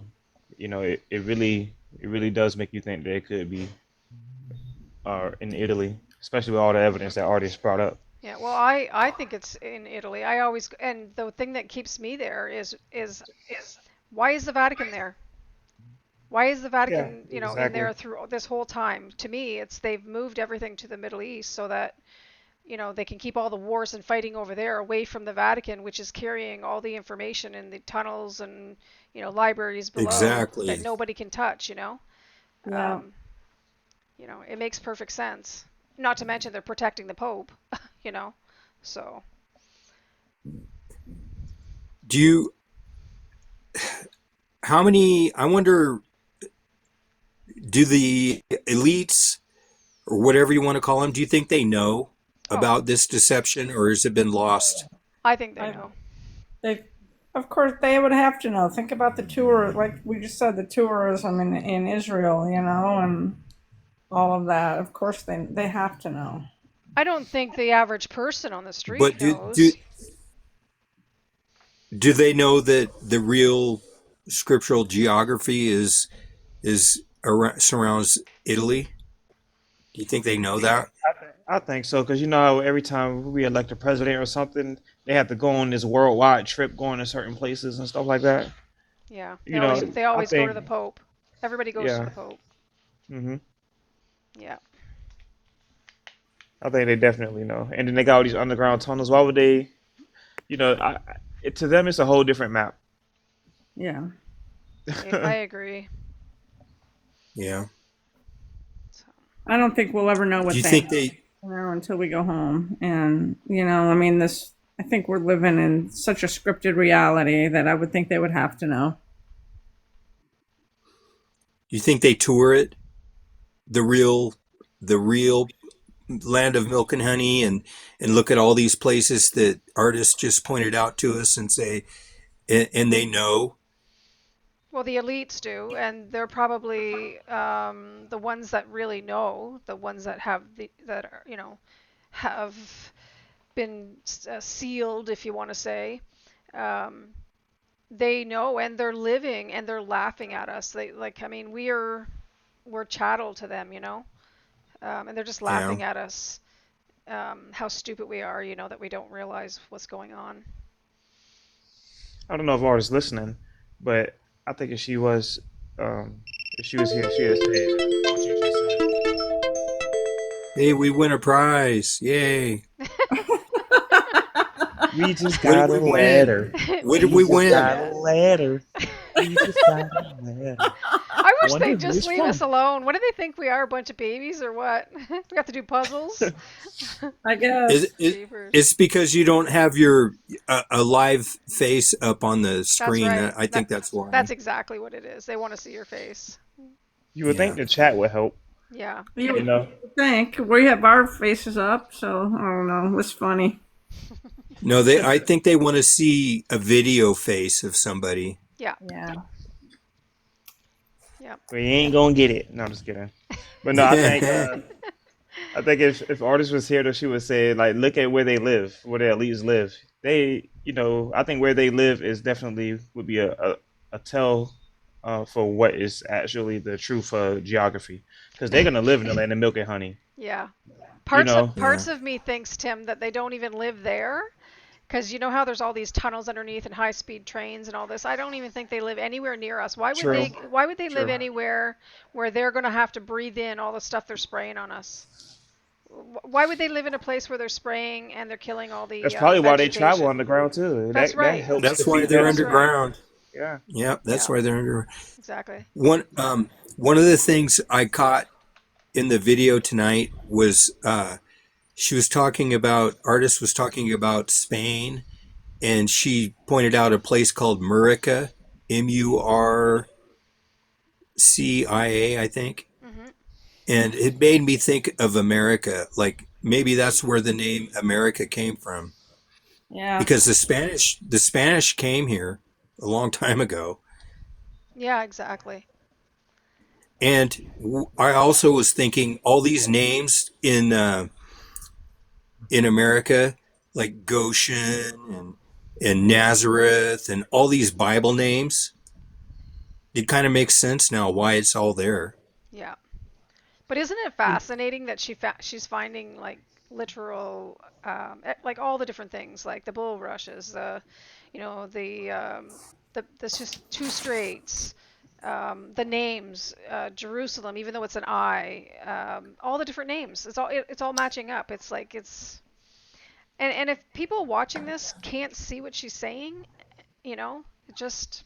And if this isn't just like, if this is the first time you've heard us, if this doesn't start you on a journey of like wanting to know more, like what else is kind of like what I felt like whenever I found out that Paul was a liar, like I felt devastated and I went on I have to know what's going on here. And, I didn't want the world's truth. I wanted the Father's, and it sent me, you know, to knowing all this stuff. I hope people do listen. Brings a whole new meaning to you can't handle the truth, you know. Yeah. It's like the journey that we go on. Yeah, Yeah. But exactly. no, there's a verse that came into my head because I don't know, and I think it was about Edom, about how they live in the rocks or they live in the mountains. And then another verse comes to mind too about I don't know what that one verse is, by the way. I can't think of it.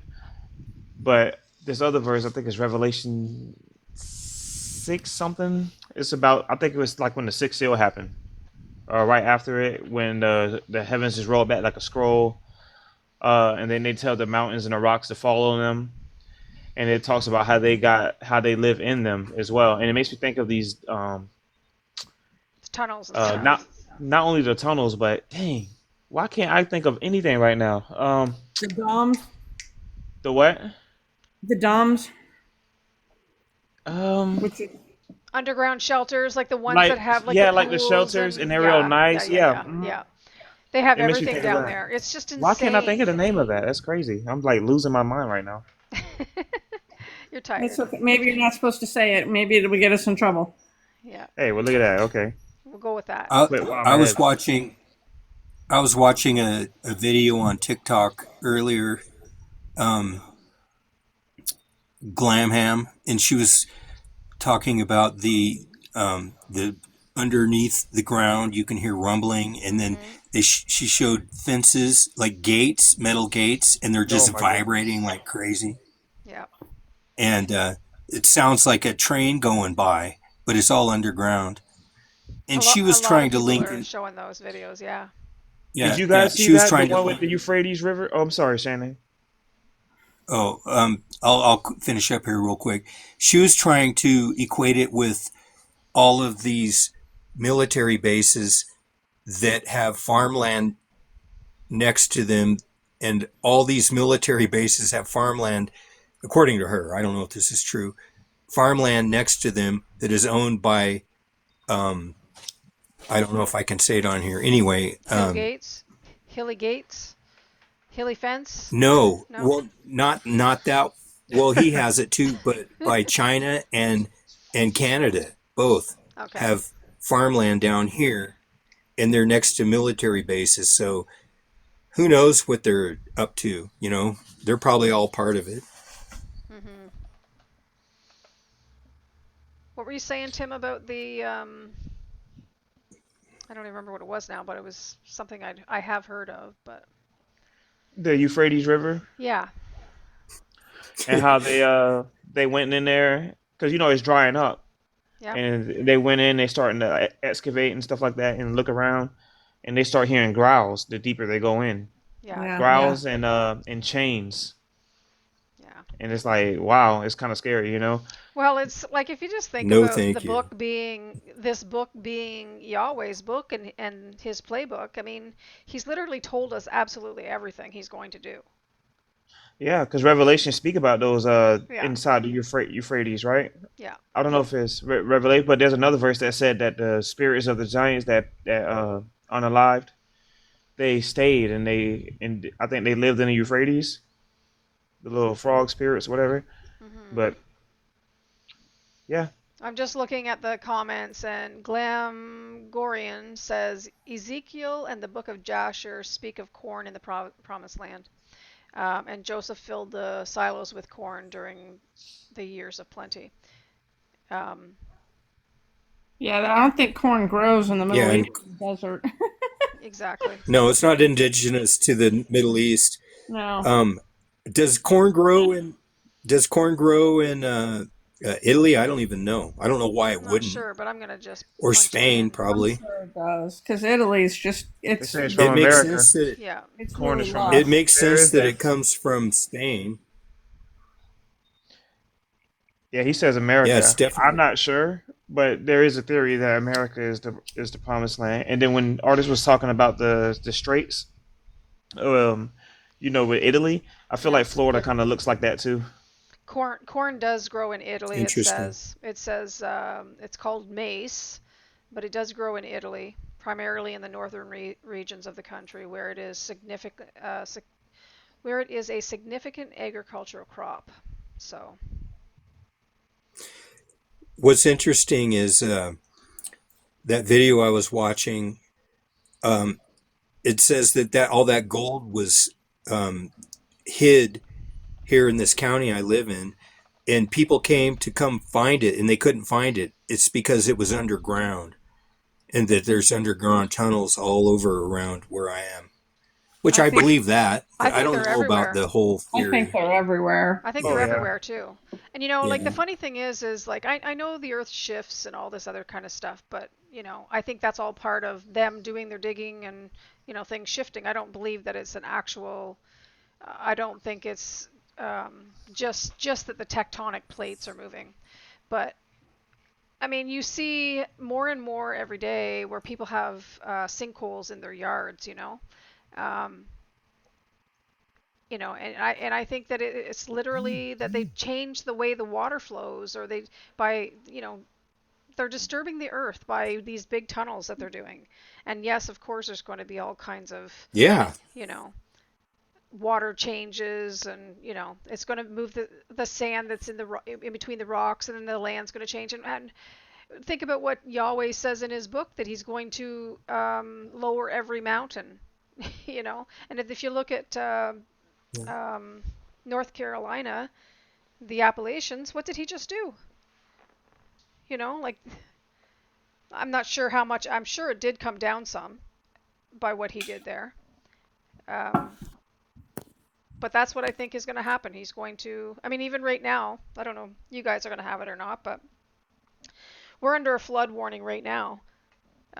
We still have probably a good foot and a half, 2 feet of snow, and our roofs are still full of snow because it really hasn't warmed up enough to melt it all. And we're going to get rain starting tonight. That's going to go um, till probably Thursday morning, into that time frame. And it's 100% or it's 90% rain, and it's supposed to. They're talking about flooding. So what is going to happen to us here? I mean, I just don't trust anything that they're doing. And I know that there's natural things, but who's the power of who's the storm god?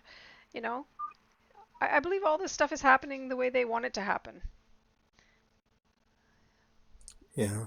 I got 4 inches of snow last night, and when I went to work this morning, it was 4 inches of snow riding my e-bike down the hill, but it was okay. I went slow, and I just had a feeling the sun will come out and it'll all be gone by the time I get home. And you know what? The sun came out and almost all of it was gone.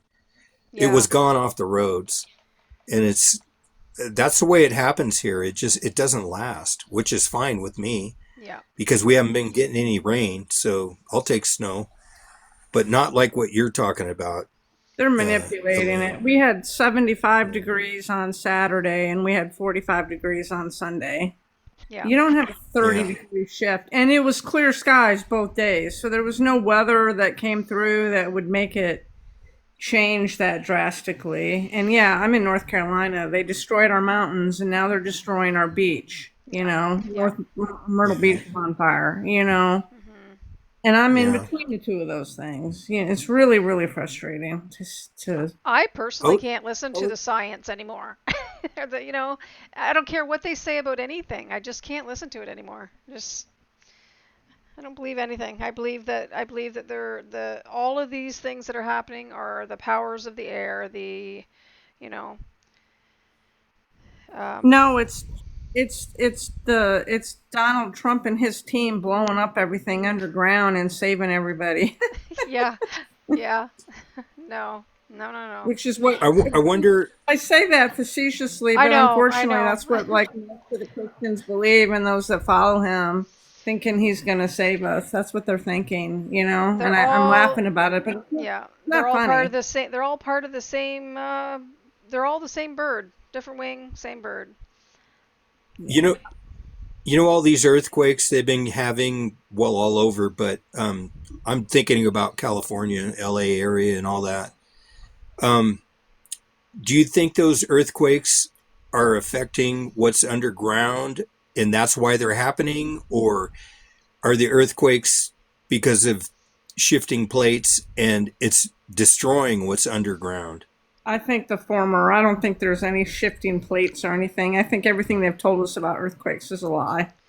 I I just think had a it's thought though. I just had a thought. You know how we were discussing how there's two down here that are fighting, battling back and forth. Whether it's Yeah. we think it's Satan and Yahweh, whatever, fighting back and forth.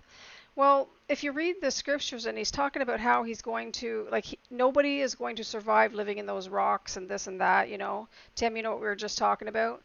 So is that the one God saying he's going to get the other one? I mean, you know what I mean? Because our Father doesn't have anything to do with down here. He's not destroying, he's Yeah. not coming to unalive anybody, he's not doing all those things. So who said that? Was that, you know, there's two obviously, or else it's a bipolar um, God of this world. So,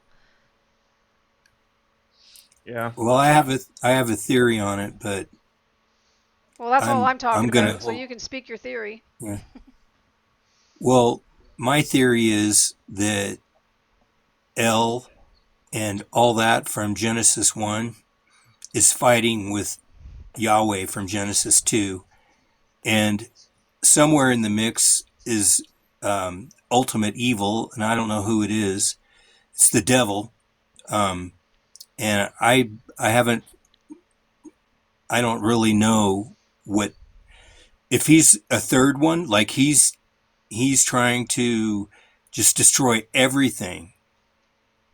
So I haven't really fleshed it out, but that's kind of what I think. It's all from down here because Father's kingdom is no part of this world, and he doesn't have anything to do with what's happening down here. Yeah. So I think it's a battle with all of the fallen angels, all of them, and there's more than just three, and they've been duking it out ever since the beginning Yeah. and trying to take over, and they're we can't see them, but then they play it out here Hmm. on Earth With the with humans, pawns. Yeah, they're the and pawns of the game, the and chess game. not even not just humans, but the others that were obviously they don't even have a soul, but somehow they look like us. You know, Hmm. um, Yep. those people. You know what I'm talking about. Yeah, I know what you're talking about. Um, they're all duking it out, and I just imagine they're the gods in the spirit realm here in Kato Cosmos are just moving chess pieces around, and and it's getting acted out here on Earth. It's like a big video game or something, Yeah. you know. Can I bring up a couple points? Yep.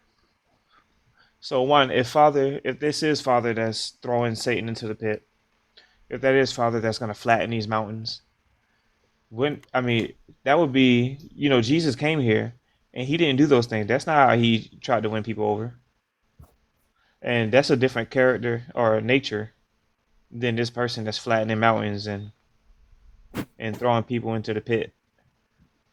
Even Jesus had the opportunity to throw Legion into the pit, and he didn't do it. Yeah. But dang, Shannon, you said something, and it made me think of something right before I. I was just my thing was I was saying that it's all these gods battling it out, and including Satan, ultimate evil. And does that help? A One thing I little. was going to say. Go ahead. Okay, go ahead. One thing I'm not clear on, and I don't know. I'm going to do some more reading on it. I'm not so sure that um, Jesus Barabbas was the one that cast Legion into the pigs and then they went into the ocean. I No, kind of we have a we feeling don't that think it that was was, Oh, either. okay. We We don't, think that's Shannon. yeah, I think that was Jesus Christ. Yeah, yeah, think so too. yeah. I agree. I don't think that Jesus, like Barabbas or the Father, do anything on earth that's of a negative nature or dark nature. Or I don't think that they don't want control over this place. They don't want to build a kingdom. They don't want to have a heaven on earth. They're not saying that the heaven is within. All that stuff, I don't believe any of it. I believe that he came to get us out of here, because this is hell. And the 200 fallen angels have created their own mess down here fighting with each other. That's my interpretation. The other point I wanted to bring up was that the way all these fallen are acting, and it did help Shannon when you speak about these gods all fighting over each other. He did say Satan's kingdom is divided, right? And the kingdom divided can't stand. And they're acting like look at how jail is. When you go to the jail, you become very defensive over your little space. Your area. Oh yeah, And yeah, they're locked down here and they can't escape. And they also became very, saying defensive over their nations and their borders and this and that. And I pretty much think that it's a very similar behavior. Kind of says a lot to me. yeah. They don't get along down here, and they don't get along uh, in the uh, in the spirit realm either. They're all fighting. They're divided. Yeah. They're divided down here, and they're divided up there, wherever they are. Not where Father is, but down here in these heavens. That we can see. I mean, we like I was saying, you can on a clear night, you can see Jupiter, and um, with a telescope, you can see what it looks like. It ain't no planet. It is not. It's not a No. something of rock. Of rock. Solid. Yeah, it's Like, not solid. yeah, it's a spirit, Yeah.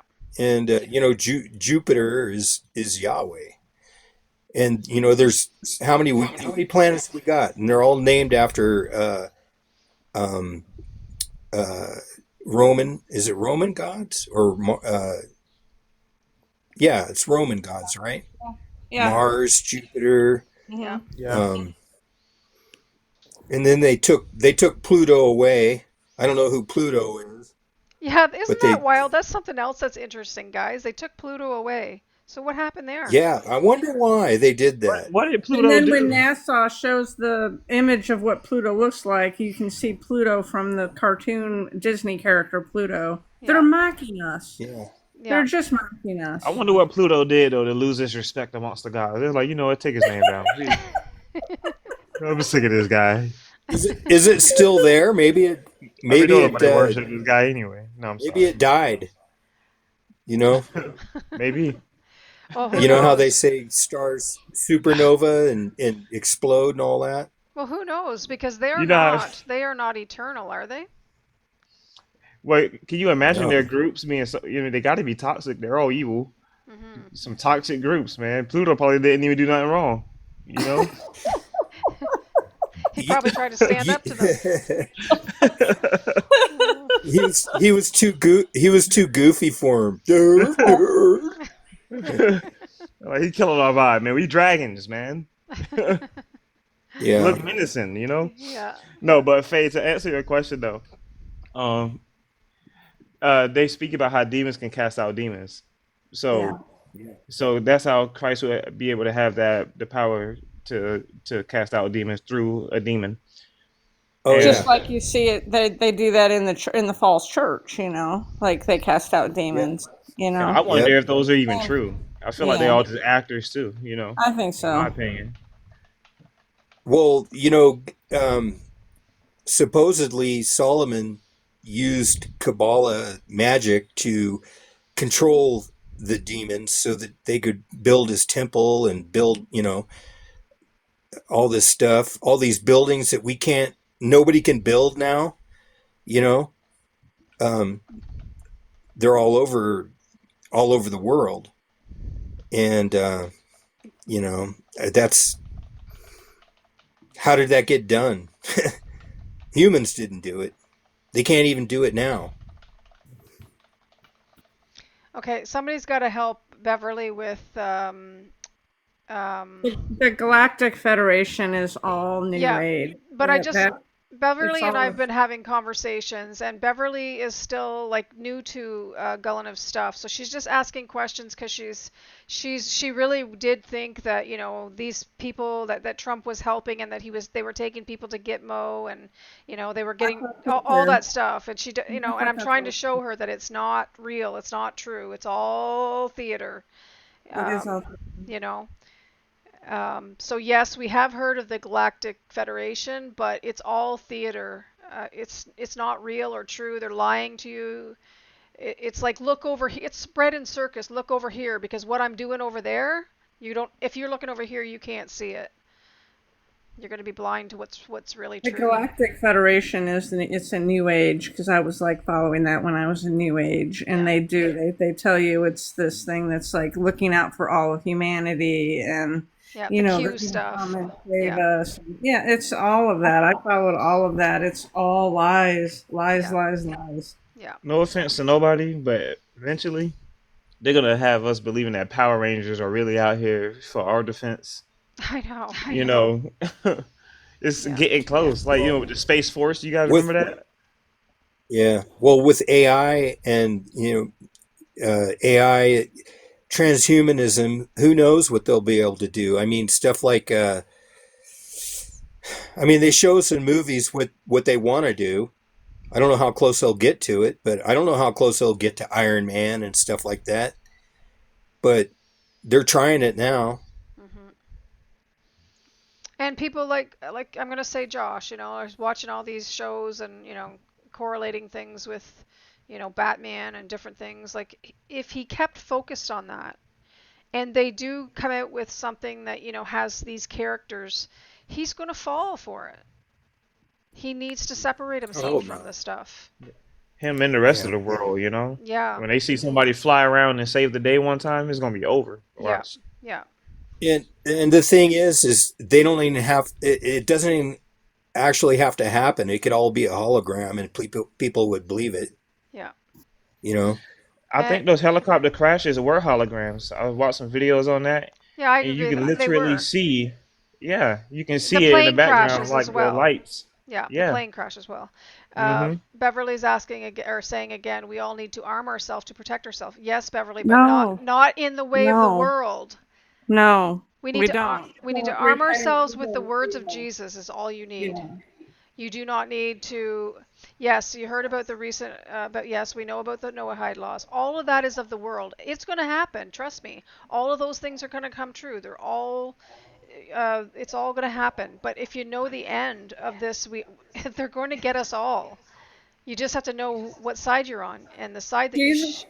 Yeah, go. Jesus does not want us unaliving anybody, and he does No. not.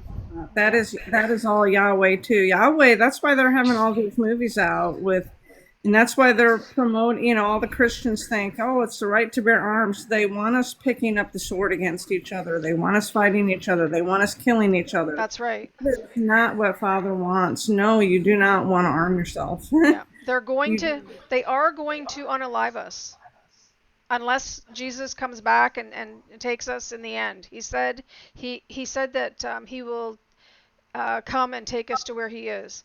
But when is that? Before we're gone? After I don't really know. But all I do know is he doesn't want us to do any of those things. Nothing. no. Be not into any of the things of the world. You know. Um, I got a friend that, or I had a friend that who thought that we were supposed to get ready and arm ourselves, and I really think that they're trying to, what they want to do is make like the Hebrew Israelites or the, what I'm saying, the blacks, want them to try to rise up and arm themselves so that they have reason to fight back Yep. with their bigger, stronger weapons. You know, Yeah. don't justify their evil. Do you? Be a blameless lamb like Jesus was. Yep. And It's I hate like to use the word lamb, it's but like Nick said the other night. If everyone did an eye for an eye, the whole world would be blind. And I mean, it kind of sounds a little cliche, but at the same time, it's true. If one person is constantly attacking another person because somebody did something to them, there's your war. There's your fighting. Somebody has to say no. Regardless of whatever they do to you. Say no, I'm not doing that. You know. And what Jesus said was, they don't know what they're doing. Love them anyways because they don't know what they're doing. So right until the unalivement of us. We need to love the people that are our enemies. Exactly. And we're in the AI days, and Jesus said that he would come back and get us. So I hope, or else no flesh would be saved. And that's what they're working towards, transhumanism and all that. So Hmm. I'm what I want is him to come back and get us out of here. Hmm. I don't want to go the other route, but I will willingly if that's what is supposed to happen. That's right. We're not going to wish for that. Like we're not going to, and Yeah, we're going to live and hope that we don't have to face those things. But I'm prepared to. yeah. So, I If don't mean to seem insensitive because I don't have children, and I hmm, know people have children, yeah, and I've gotten to this, debate or argument with that same friend I was just talking about, yeah, about the same thing, and uh, you know, I know it's going to be hard to not do anything while someone's trying to hurt you or your family, hmm, But then, if that's the case, then what is repaying evil with evil that Jesus was talking about? You know, I think protecting your child is I think that's high on the thing that Jesus would want us to do. Myself, protect your children. Um, but I think we have to be smart about it as well. Well, I think like what I was getting to is like, do we really believe that? Because I really believe that when people like Dan ask me, how come Father is not intervening with all this evil and just beating them up, and knocking them out and expelling them, and I'm like, because that's repaying evil for evil, and Jesus said that's not his Father's character, that's not his character. So then he said, then what's the answer? And I'm like, the answer is what we see today: to let evil happen, not that you want it to happen, but still give them the free will that you give everybody else, and promise them life after that. Promise them, if they believe, that they actually do have life after death. And That's it. I really believe that. You definitely have to train your children. And I do talk to my granddaughter about this kind of stuff. You have to train your children that, there is life after this, and that And that's everything how you protect him. and everything that happens here is not of the Father. So any evil that happens, don't curse the Father, because it's not him. And I teach her the Father's character and the comparisons between Satan, Yahweh, and the Father, and she knows them well already. So, and you have to That's keep teaching them that, and keep like working with them so that you can see that it's in their heart. So that, because I know it's in hers now. She's only 9, but I know it's in her heart. So Hey, listen, I'm not walking into it though. no, There of is no course shame not. in running away. I'm running. I'm out. You know. Exactly, Now, if they exactly. catch me, all right, fine. Y'all got me. Dang. All Right. right. I had a good run. Yeah. You do your best to Yeah, stay under the that's radar, why. do your, whatever you can do that way. I agree.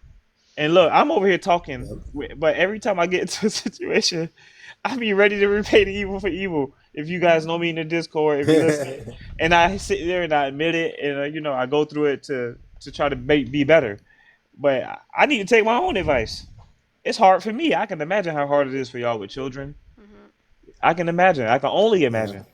So I'm not trying to sound insensitive, to any of you guys, but I still think Jesus told us what perfect was in Matthew 5 and 6, and that we are to try to reach that, and Yeah. part of that was not repaying evil for evil. I think when things go Yeah. Love down, like the Father loves.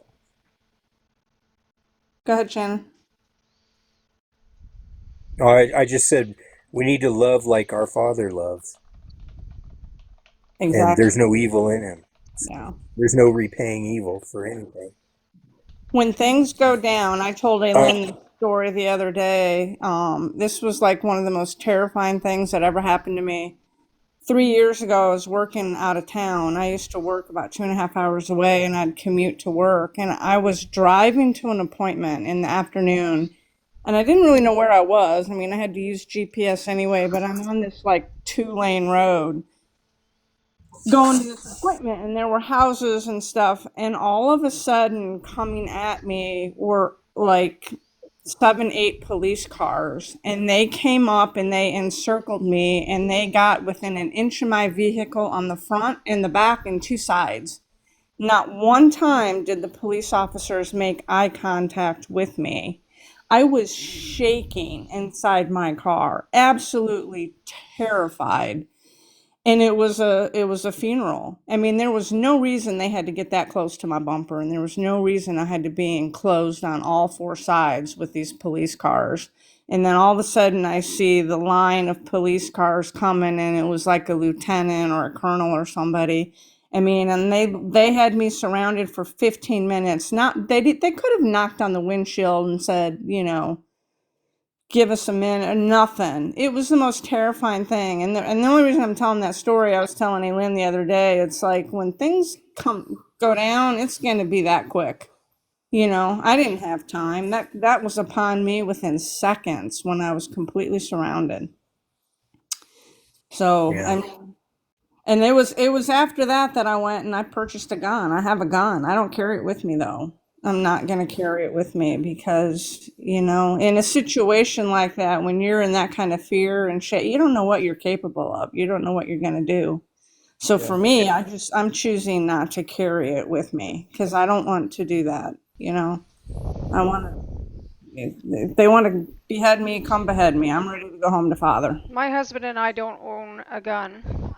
We have a BB gun to chase off rodents once in a while, but we don't have any guns. Nick and my son-in-law have hunting guns that they hunt with.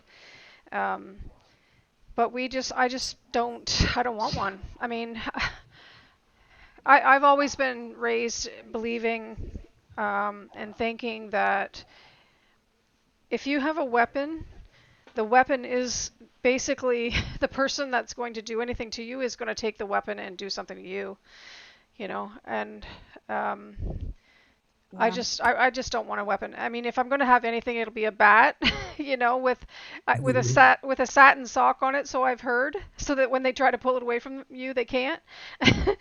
But other than that, I'm not having anything. I'll do what Tim says, where I'll do the try. I'm not going to give myself to them. If they catch me, then there's nothing I can do. But I'm not going to give myself to them. So we'll see how it goes. Yeah. Father will see the injustice. Yeah. But instead of getting a gun, I might just get another pair of underwear. Cause Sally, that happened to me. I had to change my. Just Or just turn. wear, just start wearing It was Depends. terrifying. It was absolutely terrifying. I Oh my shook the gosh. rest of the day. Oh, Man. jeepers. Good Yeah, one. I can imagine, Sally. That must have been just mortifying. It was. It was. Yeah. But I just think I only told that story because we're all kind of predicting, and everybody wants to know what's going to happen, and then what we're going to be able to. It's going to happen that quickly. That's the Yeah. only reason. I think when things go down, when they're going to come for you, it's going to happen that fast. And I mean, I was in my car. There was no preparation. Yeah. Yeah, Be in prayer to the Father. Be always talking to the Father, and Mhm. that's your best. That's your best guard. Um, and when the time comes, I mean, we all know that there's a time for us. So when the time comes, it comes. You know, we know we're Yeah. going home, yeah, guys. So When you talk about not having a gun, because I don't have one either, yeah, and but I try not to even have a weapon in my house at all, yeah, like not even a knife, not a sharp one, just yeah. butter knives. I'm even trying to freaking soften the corners in my bathroom. I'm afraid to slip and fall in. But if I got unalived in my house, man, someone was really, really trying to do it. That's It was funny. not an accident. Yeah. Maybe you should, Tim. Maybe you should trade your kitties in for a couple pit bulls. Just No, dogs aren't going to Trade? How pretact you could at you? that time. They'll just get rid of them. Yeah, dog They'll don't hurt use the them. cat tree. Come They'll hurt on. them. I have to add them to the family. That'd be the only way. yeah, that was a joke. No, of course I know. My cat's looking But at you sideways right now. They're like, "Whoa, whoa, bro. We like it here, all right?" what what you were saying, Tim, about staying under the radar, I know that's effective, but not long term. I mean, there's nowhere to hide when that time comes. Oh But yeah, yeah, that's kind of why I'm out here in the middle of nowhere, is just to prolong things yeah. before you know. Hopefully, Father will come back before they find me out here in the middle of nowhere in the desert. But it's inevitable. Look, I carry a cell phone. They know exactly where I'm at. Yeah, exactly. That's why it's just more, with me as I see the events unfolding, whenever they come, I'll just kind of, give myself up, like, man, let's do this.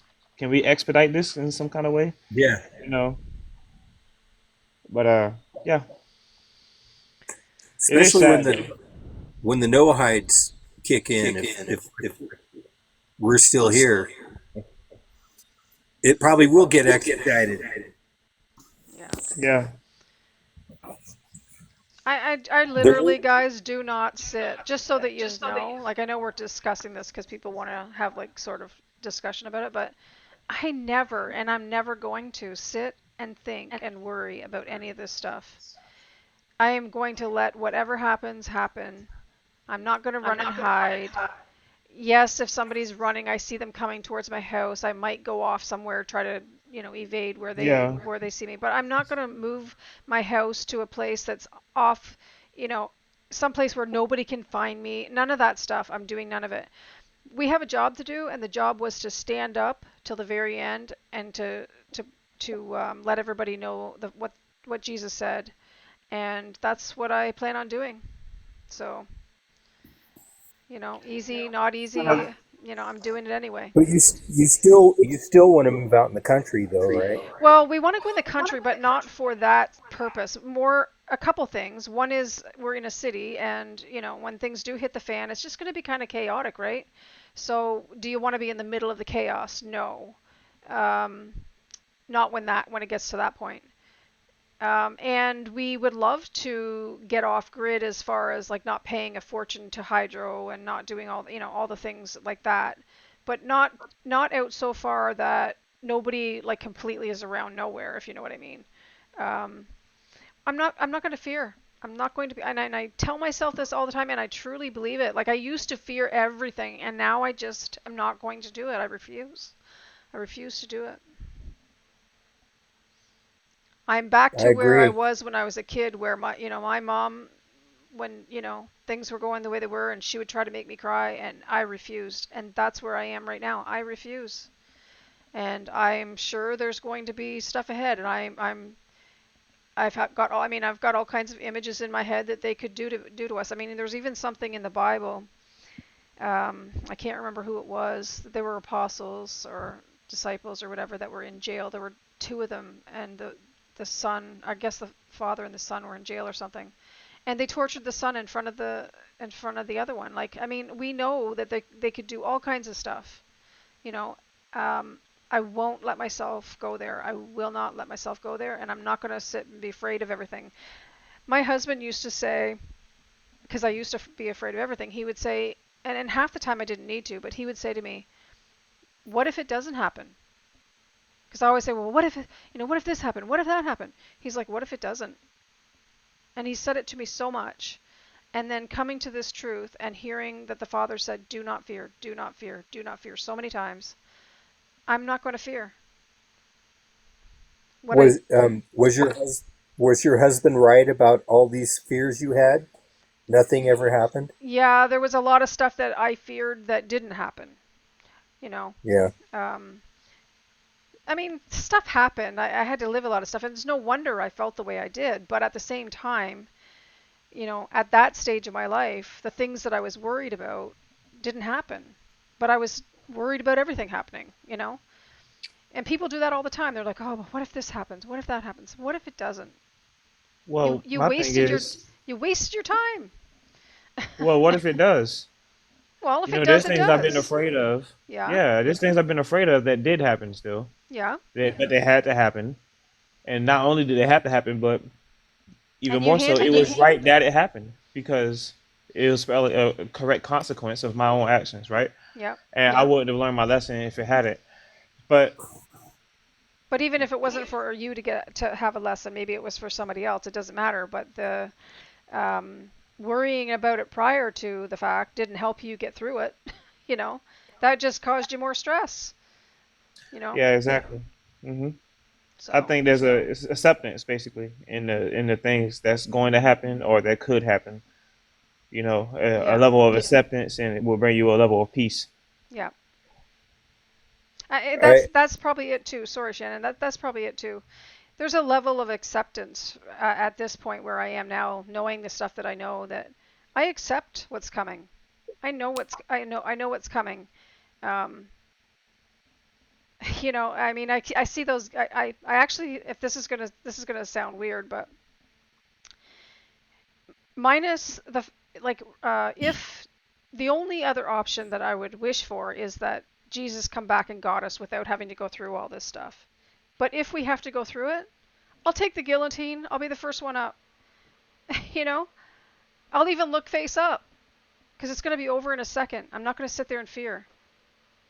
Yeah, and supposedly the reason that's in the Noahides, what you mentioned, that device. Hmm. I don't know if we can say these kinds of things on TikTok or not, but We haven't been kicked off yet. anyway, you might get a strike. Um, that's in there because they. I've been watching a lot of this rabbi that knows a ton of stuff about the Torah and all that stuff, and he teaches people. That guy from Toronto. He said that it's because it's so quick and effective and it's painless, and that's why they do that. And that shows you how the dualistic good part of Hmm. Yahweh is that He would pick something that was like that. Yeah. Um, if it comes to the Noahites, but there's a lot of people. Obviously, it's all in the news and everything. There's people that aren't dualistic; they're pure evil, and they will do all those things you mentioned Hmm. um, to make you miserable Yeah. and make you um, just want to, Yeah. especially if a family member's involved and you're having to watch it. I know. I That's know.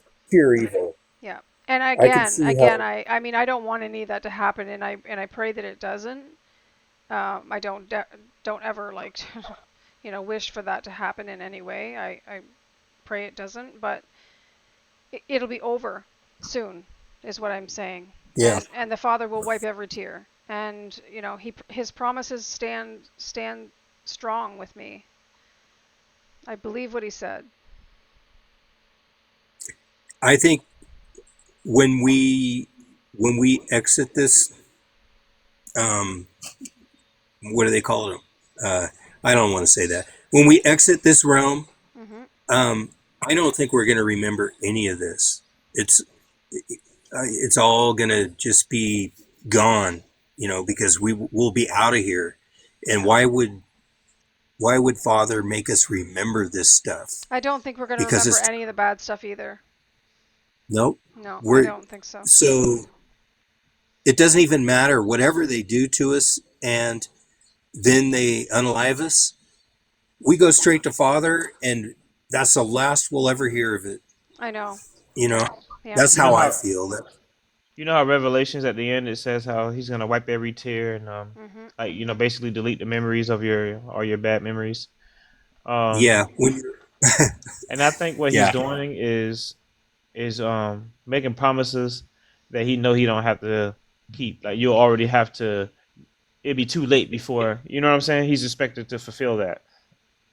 Like yeah, giving you life after death. Yahweh can he claimed to do it, but you don't see him do it anywhere. Yeah. You know, but yeah, it reminds me of like a con man basically, or like a narcissistic boyfriend promising his girlfriend the world. You know what I'm Mhm. yeah. saying? Or my mother Well, saying, "I promise if you tell the truth, you won't get the belt." And you tell the truth and you get it anyway. yeah. you know. Well, I was I should have thinking plead the too fifth.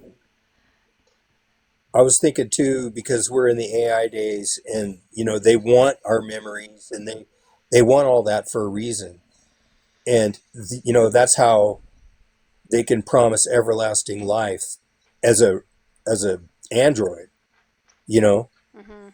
um, and it's all from down here, and we're not going to have any part of that, so we don't No. even have to worry about it.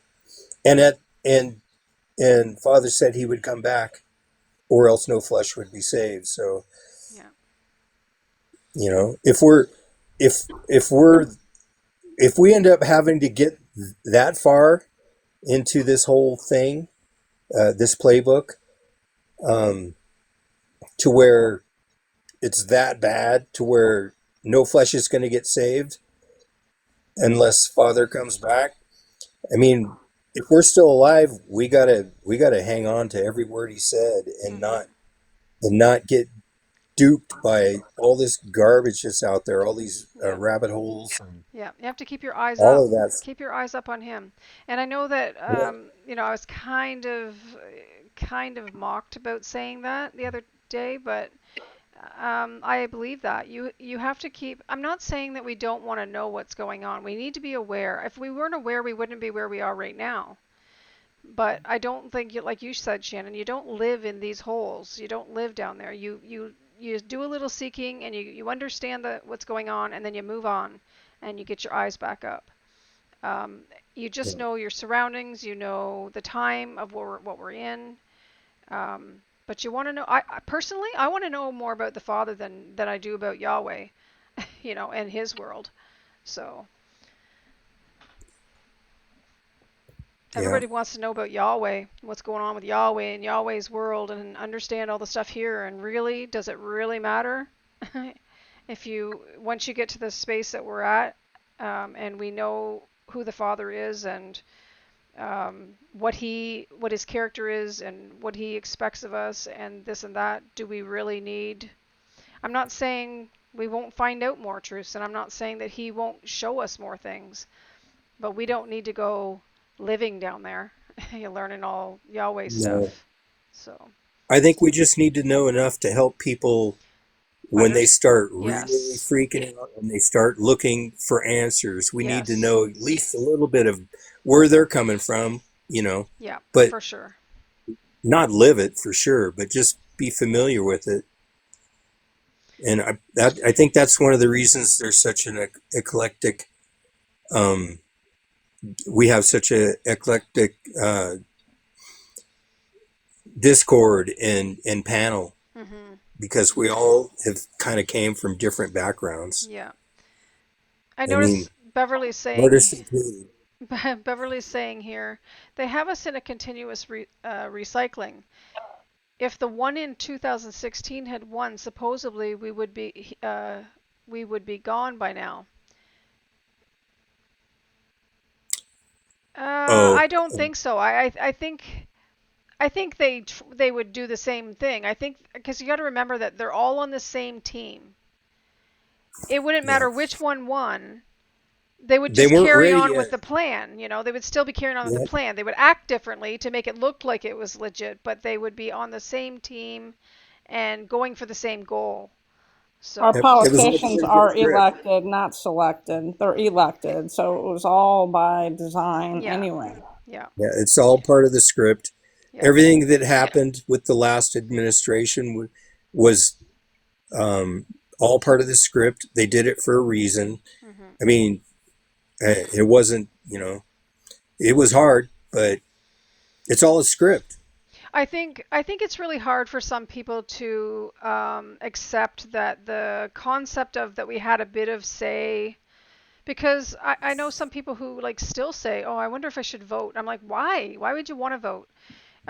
But they're still like, "Well, but maybe there's hope, maybe there's hope." There's no, like, it doesn't matter what you do once you get that in your head, but it takes some people a lot longer to break down the cognitive dissonance and to allow themselves the grief, because I think there's a certain amount of grief at first. It doesn't last long. Once you know the Father, it doesn't last long. But I think there's a certain amount of grief that comes from realizing that this world is fake. This world is not our home, and all the things that you thought were important are not, and it's hard to get. It's hard to accept. Um, I mean, I know my husband even like, he says, "But you still have to live. You're here. You still have to live." Yes, we do. We still have to live, but I live differently. I don't live the same, and I don't want to live the same.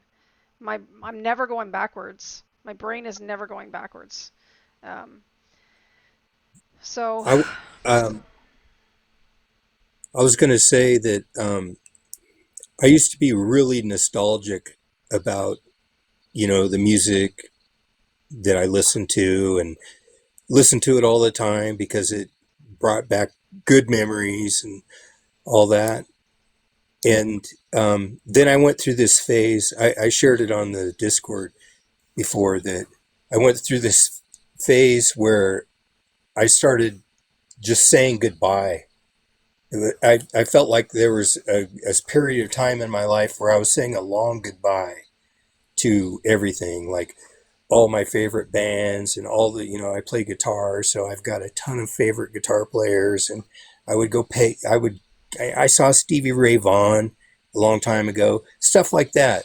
And um, I used to buy all their albums and listen to them, and can't wait for the next one to come out.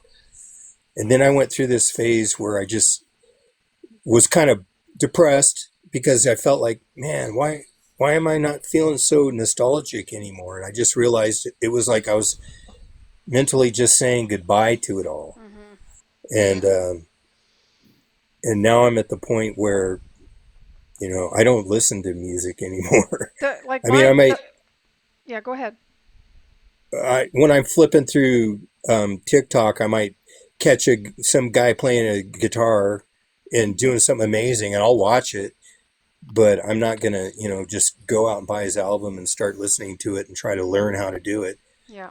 Um, but yeah, I've just let it all go. I don't listen to music in the I listen to um, Scriptural Truth channel when I'm doing all my driving. If I'm driving for 4 hours, Yep. then I get 4 hours of scriptural truth, Yep. Same here. I and listen to it a that's lot. that's what I want to do. It's not because I'm trying to, Exactly. whatever. I want to do it. I don't want to listen to the news, and I don't want to listen to classic rock anymore Yeah. and blues and all that. The only thing I put on is Love either all that bird stuff. sounds, like with no music, bird sounds, nature sounds with no music, or Gulanov's videos because I want to, kind of retain more of it. That's all I ever listen to. Yeah. But I have like you guys don't really know me and how much my art meant to me. Um, and like I've been doing art since I was a kid, and but it was a big part of my life. And since I've been doing this, it's almost like I've said goodbye to it. It's like it's not even. I used to be like, oh, am I going to get time to do it? Get a couple hours here, there. It's like I don't care now. you know, it's not as important to me.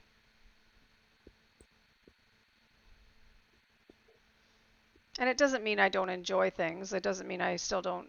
Sorry, Tim. I could see you were going to try to say something, but I still find joy, but it's joy in being with my granddaughter, being with my family. That's my joy. Doing what I'm doing here, knowing that we've found some truth. Finally found some truth in this world. Not that it's in this world, but it's in the Father. Anyway, Tim, you go ahead with whatever you were going to say there. I was just gonna say, just don't let Yahweh or Satan stop you from being creative, and don't let them stop you from being lively. Uh, it's easy for us to connect Mhm. small things with evil, but it's really the usage of those things, what we choose to do with them. Yeah. You know, Yeah. you could take a hammer and build a house with it, or you can, what I'm saying, you can knock Cain over the, or what, Abel, Yeah. yeah, knock Abel over the head with it, you know.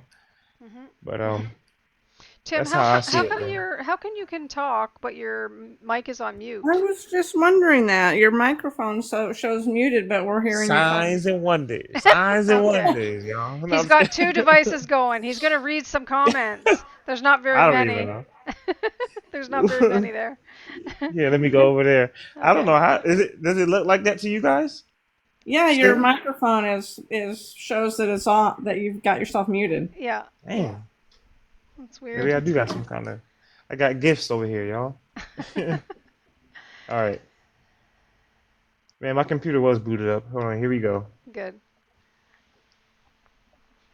I was actually on the. So is it from the conversation with the panel? I just sent you an email.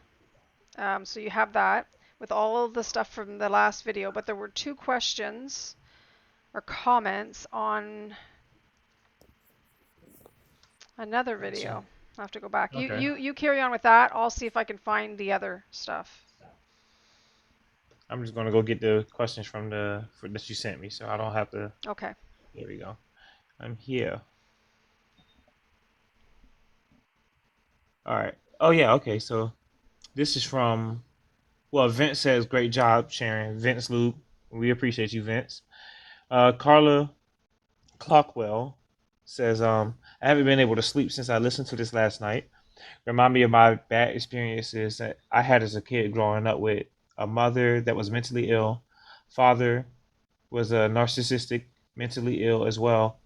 A lot of childhood fighting and all kinds of crazy events with my mother, who is mentally ill, and my memories of dealing with the Jehovah's Witnesses.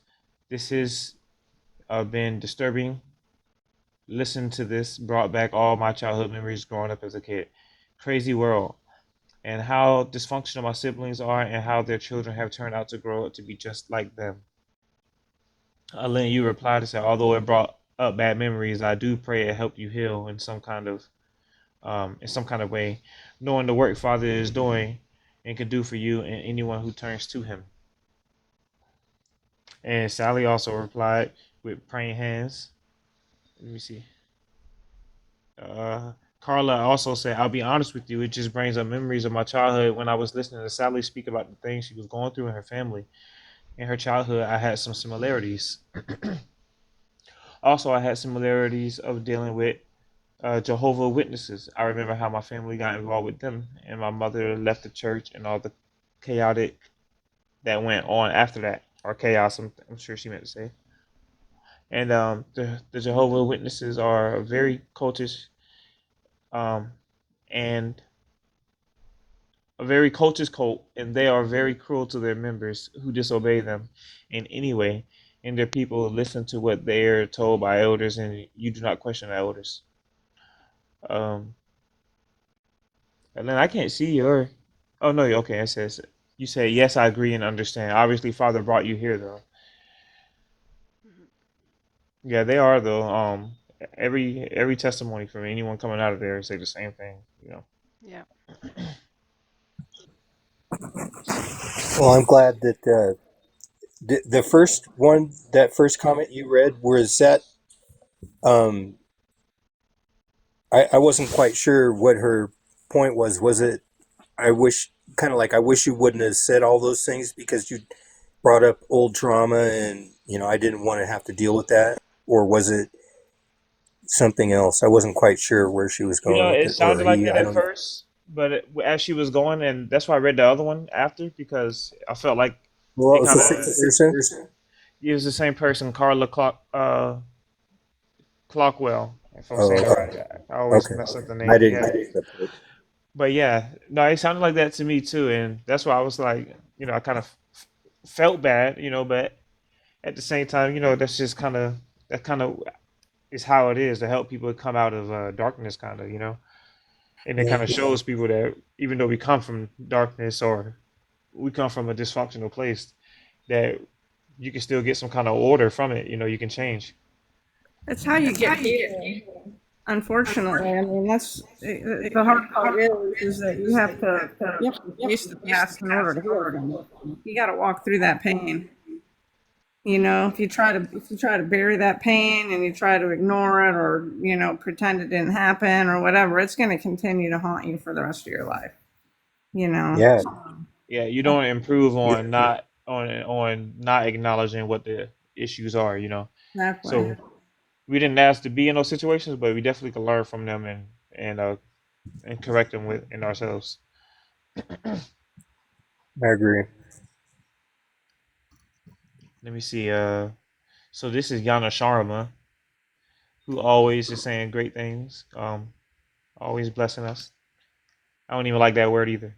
Anyway, all your life lessons and on the panel and on your own and our own should remain us and improves that awesome and loving Savior we trust and honor. Will He never leave us and loves fervently to give us His own life slash self for us. Love you all from truth. I kind of misunderstood some of it when I was reading it. So, but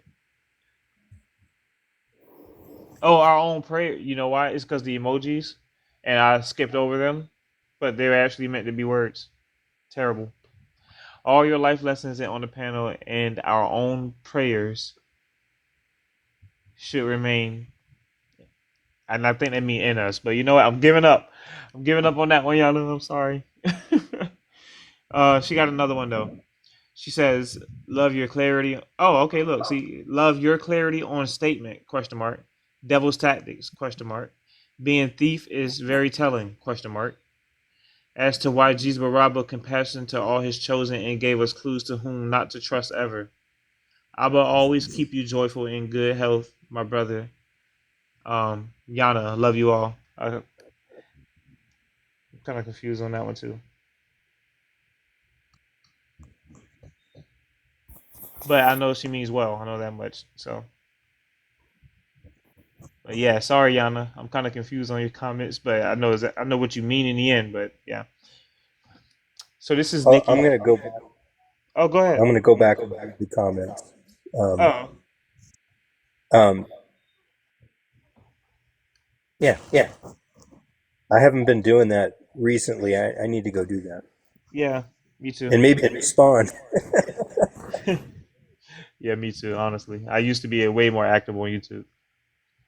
Um, so Nikki says, "Thank you, my sweet brothers and sisters, for sharing your testimonies.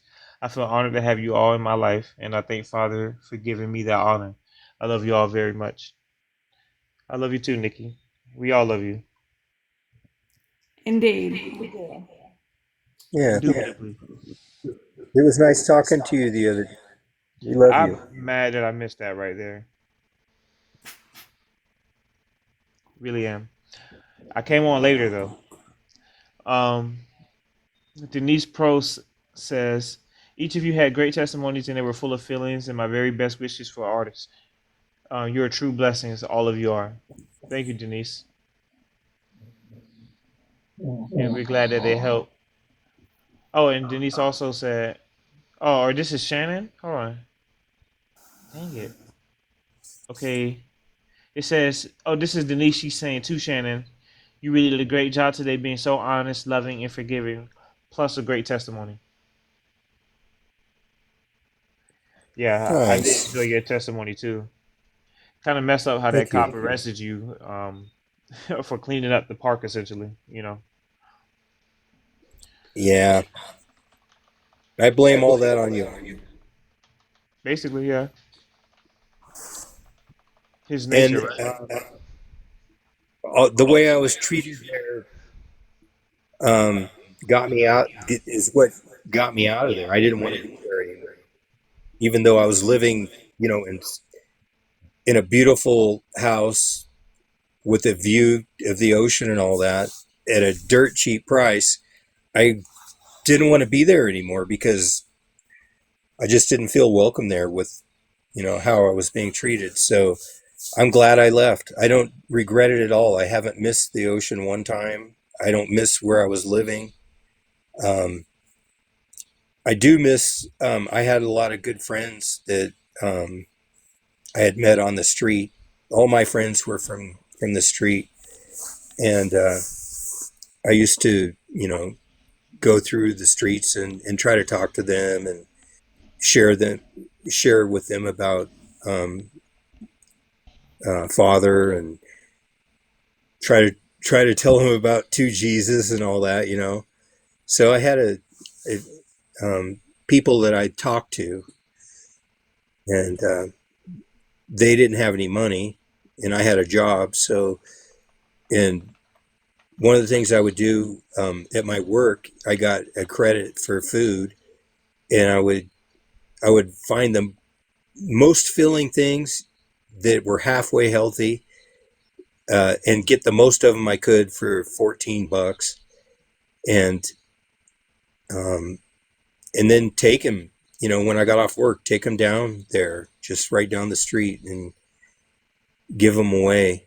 Um, Once in a while, I'd make one for myself, but I wasn't going to eat $15 worth of food every night. I'd be as big as a house. Um, and those people, for me, those were the real people. Those I saw father's children all over the place down there, and I felt really bad for them because they were so lost and they were so hurt. Most of them were addicted to something, some kind of chemical or some kind of liquid, you know. alcohol, whatever. Um, but they're such good people and so messed up, and just my heart went out to them. Can understand why. Yeah, it's good people where you least suspect it. You know. Hmm. Yeah, and I never worried about them. I was on the street too for a couple of years, and I never worried about them stealing from me, you know, or hurting me. Only maybe two times did I have somebody off the street who was out of their mind threaten me, but for the most part, all my interactions were good. Nobody ever bothered my stuff. Um, when I was living with them, you know, all that came later when I was getting harassed and whatnot. I told Yeah. that story already, but yeah, none of the street people ever mistreated me. You know, now I was one of them, Yeah. and they knew that, and they treated me good, and I tried to treat them good, and I still do, even though I'm out in the middle of nowhere. I go to Albuquerque a couple times a week, and let me tell you, there's plenty of homeless people in Albuquerque. I just find it interesting that the level of trust you gotta have living on the streets with people, and then you don't know their background, and you gotta trust them. At least in some kind of way to live next to them, and how it worked out for you like that, and it kind of shows the character a little bit. Shows how Yeah, we as people that think we have it all together just don't sometimes, or not yeah. sometimes, most of the time, not It, spiritually. it, it was easier when I lived in a car before my car got to. But when I became actually, living on the street, living in a cardboard box, uh, in some bushes or wherever I could find some protection and not be noticed from the street, um, it was a little bit dicey. I ain't gonna lie. I had some interactions that could have went south, and they ended up not because I just packed my stuff and moved on. I didn't have much to lose. All I had was my cardboard box and my backpack, and I ain't gonna fight over whatever they want to fight about, whether they wanted my spot or you know most most people, um, when they walked up to you, they were looking for narcotics, and they would just ask you, hey, do you have any daytime? You got any nighttime? No, I don't have that. Oh, okay. Oh, you got a cigarette? Sure. If I had one, I'd give it to them. Um, if they asked me for, hey, you got any change? If I had it, I would share it. And if I didn't have it, I'd just say, I'm sorry, man, I'm broke. I don't have anything right now. And they would move on. Only a couple times did somebody, threaten me because they wanted the spot I was in. And then another guy was, he was harassing everybody at Food Not Bombs. I don't know if you know what that is. You ever heard of that? No. Food Not Bombs. It's a guy started this thing where he would feed homeless people every day, and he would get the money from donations, or people would donate food, and then he would go meet in a central place. In Santa Cruz, it was down at the clock tower, and all the food was vegan unless somebody had donated hot dogs or something. Then he would put those out there, but everything that came from his kitchen was, chef quality vegan food, which was fine with me. Um, and he would do it every day, but the city ended up curtailing it down to he could only do it on one day a week. And then they shut down doing it at the clock tower because that was like downtown Santa Cruz. but he's got those food not bombs.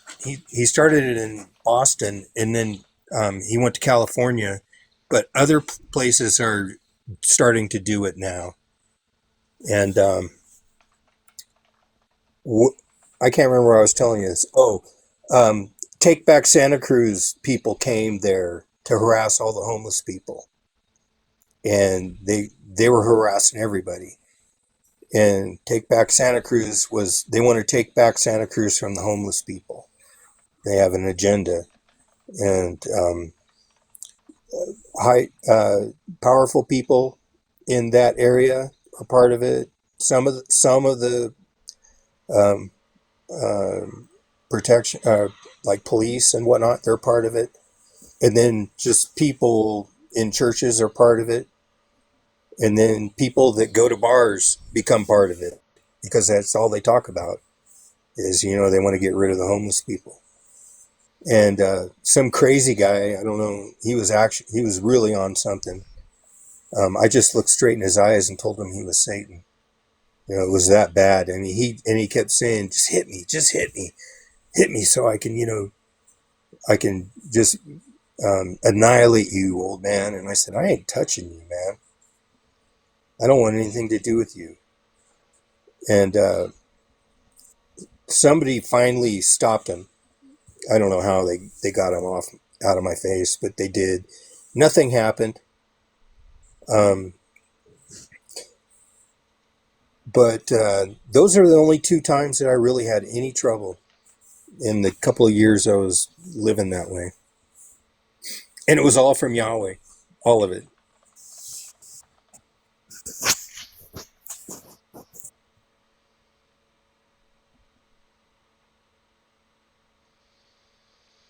Yep, Wow, this is crazy. it is crazy. Every time I write "love you, Alen" or "love you, Nikki," it shows up in a real chat, but it won't show up in your screen chat. Or it's on your. Well, I But when see it you do on it, I see it on mine, so let's hope that it comes through on the video. Like, I don't know. but here's what's crazy: when you did it those couple times, it showed up on the screen chat that you're in, probably because you're the one hosting, Mhm. but it didn't Mhm. show up in the real chat. Dun dun Oh, dun. okay. Okay. Freaking plot twist, right? What's Yeah. happening? Well, love is not of Yahweh, right? He doesn't want us to say that we love one another, so, you know. So I'm gonna Anyway, I'm gonna strange. I'm gonna do it right now for you, Tim. Go ahead. Go ahead. Let's see what you got. Okay, see if it pops up in the one up there.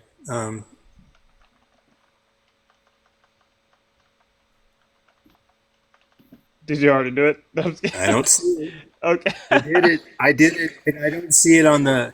It I just don't see it hasn't on either scrolled. one. I don't see it on either one. Oh no, That's it weird. ain't there. I see Marie's, but it's Marie start with love. I don't know. It's like when I just put what love did you you Nikki, put? it don't work. And I just put love you Nick or Ellen, don't work. I'm writing love you Nikki right now. Okay, send. Mine I worked. see it in a group chat, and like in the chat down here, but I don't see it on your screen at all, Ellen. Definitely weird. Definitely weird. Well, I it don't know works for why Marie's Annie. is working. Marie's is working. Annie's working. What? Mine Yeah. worked.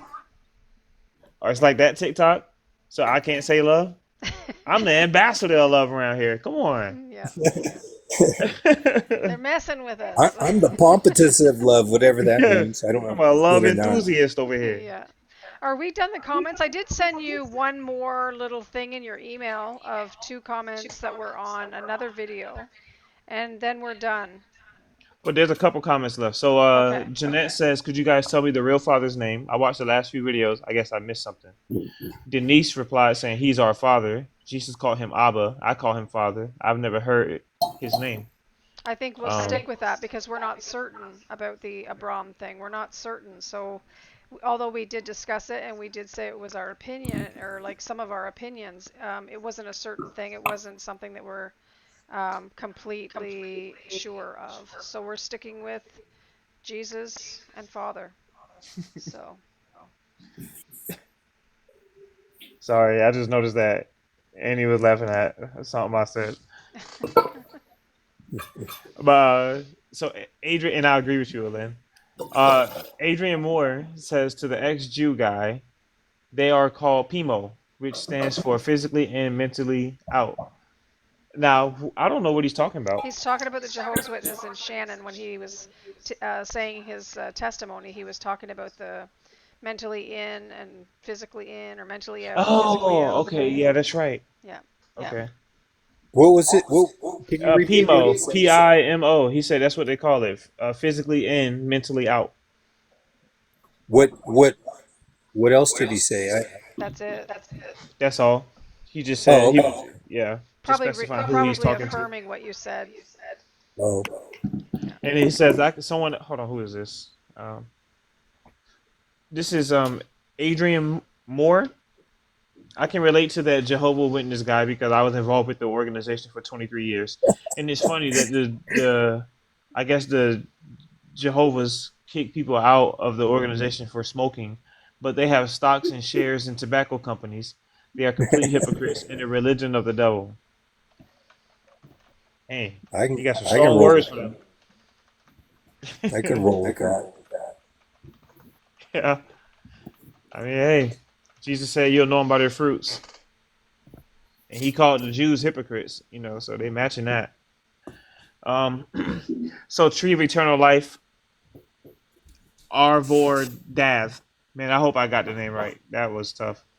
Micah said, or she says, Micah, she female, who is like Yah, female, and Michael, which is El God, male who is like God, El. And I don't know what she's referring to. I have no idea. But then Adrian replied and said Yahweh is the devil. So I don't know what you guys think about that. Did y'all see that comment? No, I don't I think haven't so. seen it yet. So it says Micah, Micah, and then it has like some, I guess, Hebrew or Aramaic writing. I'm Oh, not yes, I sure. did see that. But that girl or person, whoever it was basically telling us that it's the Hebrew stuff, like that we're wrong, basically. Oh, okay. Yeah. She was just putting her, Just a um, tidbit, basically. yeah. Yeah. Well, you know, next time, tree of life, of eternal life, fear. I don't know. I can't say the name right at the end, but just I guess we'll just write it out more and explain yourself more, so for Yeah. And other then people, so that they can bounce ideas off you and stuff. exactly. And then the last one is Little Floor. He says, "Father speaks to me through all of you. It's like receiving an important message in my spirit." I was thinking about Little Floor today too. It's been a while since I've seen a comment from him, I think. Yeah. But good to see you, brother. If that is a brother, oh my I goodness. was thinking it was a girl, but but it might be a guy, but I was thinking it was a girl. I was thinking it was a girl too. I don't know why. I just thought it Oh was. Yeah. man, I might Yeah. be the. All right, I'm gonna stick with I, mine for now, Yeah. I thought just in case. in flower, like maybe a different language. I don't know which language that would be. That's spelled FL. How is it spelled? FLOR. FLOR, Yeah. like yeah, I guess like floral maybe. Hmm. Yeah. Well, like in French, it's spelled what? FLUR or UER, I'm and that holding out means for a flower. miracle. I'm a man and I like flowers. So Yeah. Yeah, but you're not going to call yourself a flower. I know. I don't know. I call Call myself a plant Unless all you're a the skunk. time. Unless you're a skunk and then you call yourself flower. I'm holding out. I'm holding out. Got started. Yeah. Well, maybe Floor will clarify on the YouTube. Oh yeah, I'm sure. I'm sure. They always tell me when I'm wrong, and I'm glad you guys do. Don't get me wrong. I'm not hating. So,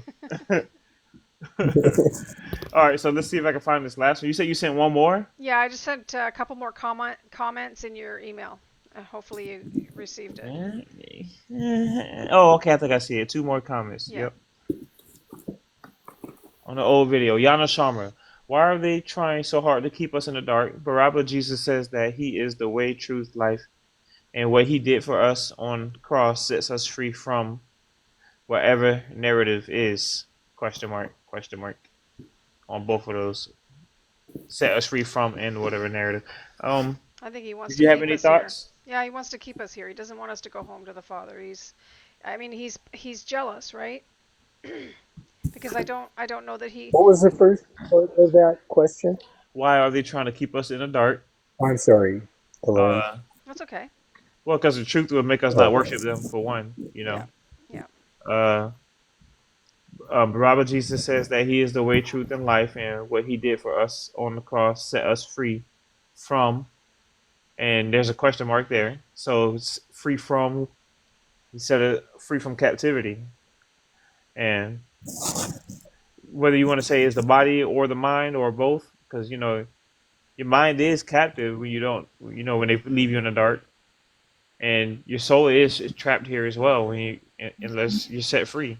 So, but and then he says wherever narrative is, which I'm not sure. I said that.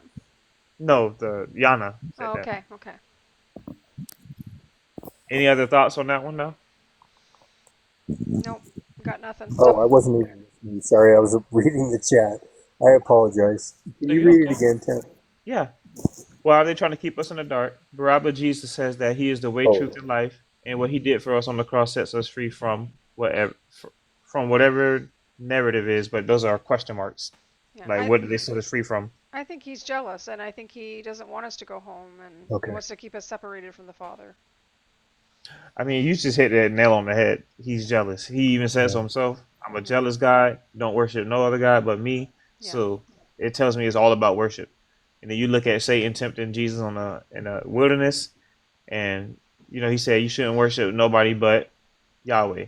Yeah. So, Yep. and I think that was Christ, by the way, when I say these things. So, I think it's all about worship. And he even said, "Fall down, and I'll give you this whole world, everything you can see, if you fall down and worship me." So,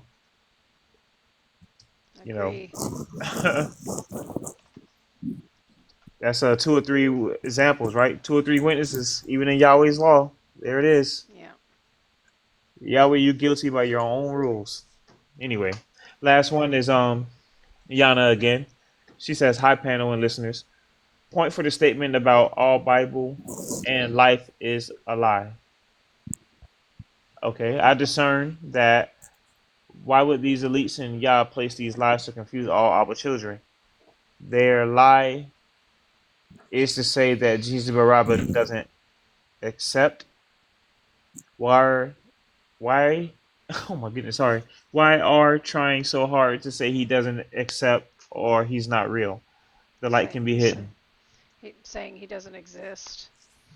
That he's not Yeah, why are real. they trying to say he's not real? Why are they Yeah. trying to say he don't exist? Well, if they can cover it up, I mean, they've got their replacement, which is the Christ, and if they can cover up Barabbas, then they can just have their own narrative and deceive people and have the worship here. So, I think they lost their opportunity. They rejected that cornerstone. They lost their opportunity to get life, and they're trying to block the gate now. yeah. They're trying to hide it. So, and again, if it's all about worship, if you know that there's one that everyone's going to worship, are you just going to take credit for what that one has done? And that's why you got this Christ one on the scene, and you got Yahweh pretending to be the Father. You know. Yeah. Yeah, and they're using the holy script to um, to deceive everybody, but it shows you how much Father loves us because look what we've learned. There is a true Father, and he loves us. We're his children. So, and all this information that has been uncovered by artists about where we're living and where we are and who we are and all that. We got that out of these scriptures. So I it's a think, very loving yeah, I that think the father has really protected parts of like the treasure hunt thing. Like he's protected the little treasure hunt for us to find, to know him better and to get out of here through the scriptures, you know. yeah. But he's also shown us who he is and who he isn't. So, Yeah. So like I've said before, the only thing that's going to get us out of here is love like our Father loves, hmm not like not like Yahweh loves and Which is then conditional. punishes and all that. You know, love like our true Father loves, not like the um, the false father, the uh, what's that? What's the word I'm looking for? Um, Imposter. imposter father. Thank you. You know, we got an imposter father. We got it that in the Bible, and we got our real father. Um, you know, and Jesus Barabbas showed us how to find him. yeah, Yeah, I think truth loves us. That's the reason why we find these things. No matter what, they can try to hide it all they want, but we're destined to find them. I, And and it's I, comforting that he said that I lost none except for the son of perdition. yeah, So people that are deceived, but they have love. I mean, there's people that they don't have to be Christians or any other religion. They could be an atheist and not believe in any of this stuff, and they have love. So they're still one of his children, even if they're an atheist. They're just deceived. yeah, exactly. That's why we're to love them all because they don't know what they're doing. I think they will Yep. eventually, you know. Yeah, Is that and that everything? is all the questions. That's Yep. everything? Well, it's Yep. been 3 hours, guys, so I'm going to call it, and we'll see you all again on Friday night. Okay, Sounds we good. love you, artist. Yeah. Love you We know all. We you're love you, listening. artists. Artists. Love you, Yep. artist. I Love you love you, all. everybody on Love. the panel and everybody in the chat. Yeah, love you guys too. Yeah, I I was going to just say that. Good Love night, you all. TikTok. You're still allowed. Yeah. Yeah.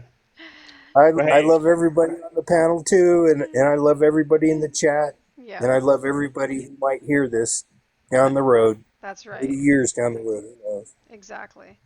Okay, I'm going Good to night. stay on Good and night, I'll. everyone. What's that, Shelley? I said good night, everyone. Good night. I'm going to stay on and Yeah. put the contact information up and then say good night, okay? Okay, doke. Okay. all right. Yeah. Take care, y'all. Yeah. Have a good night. Night.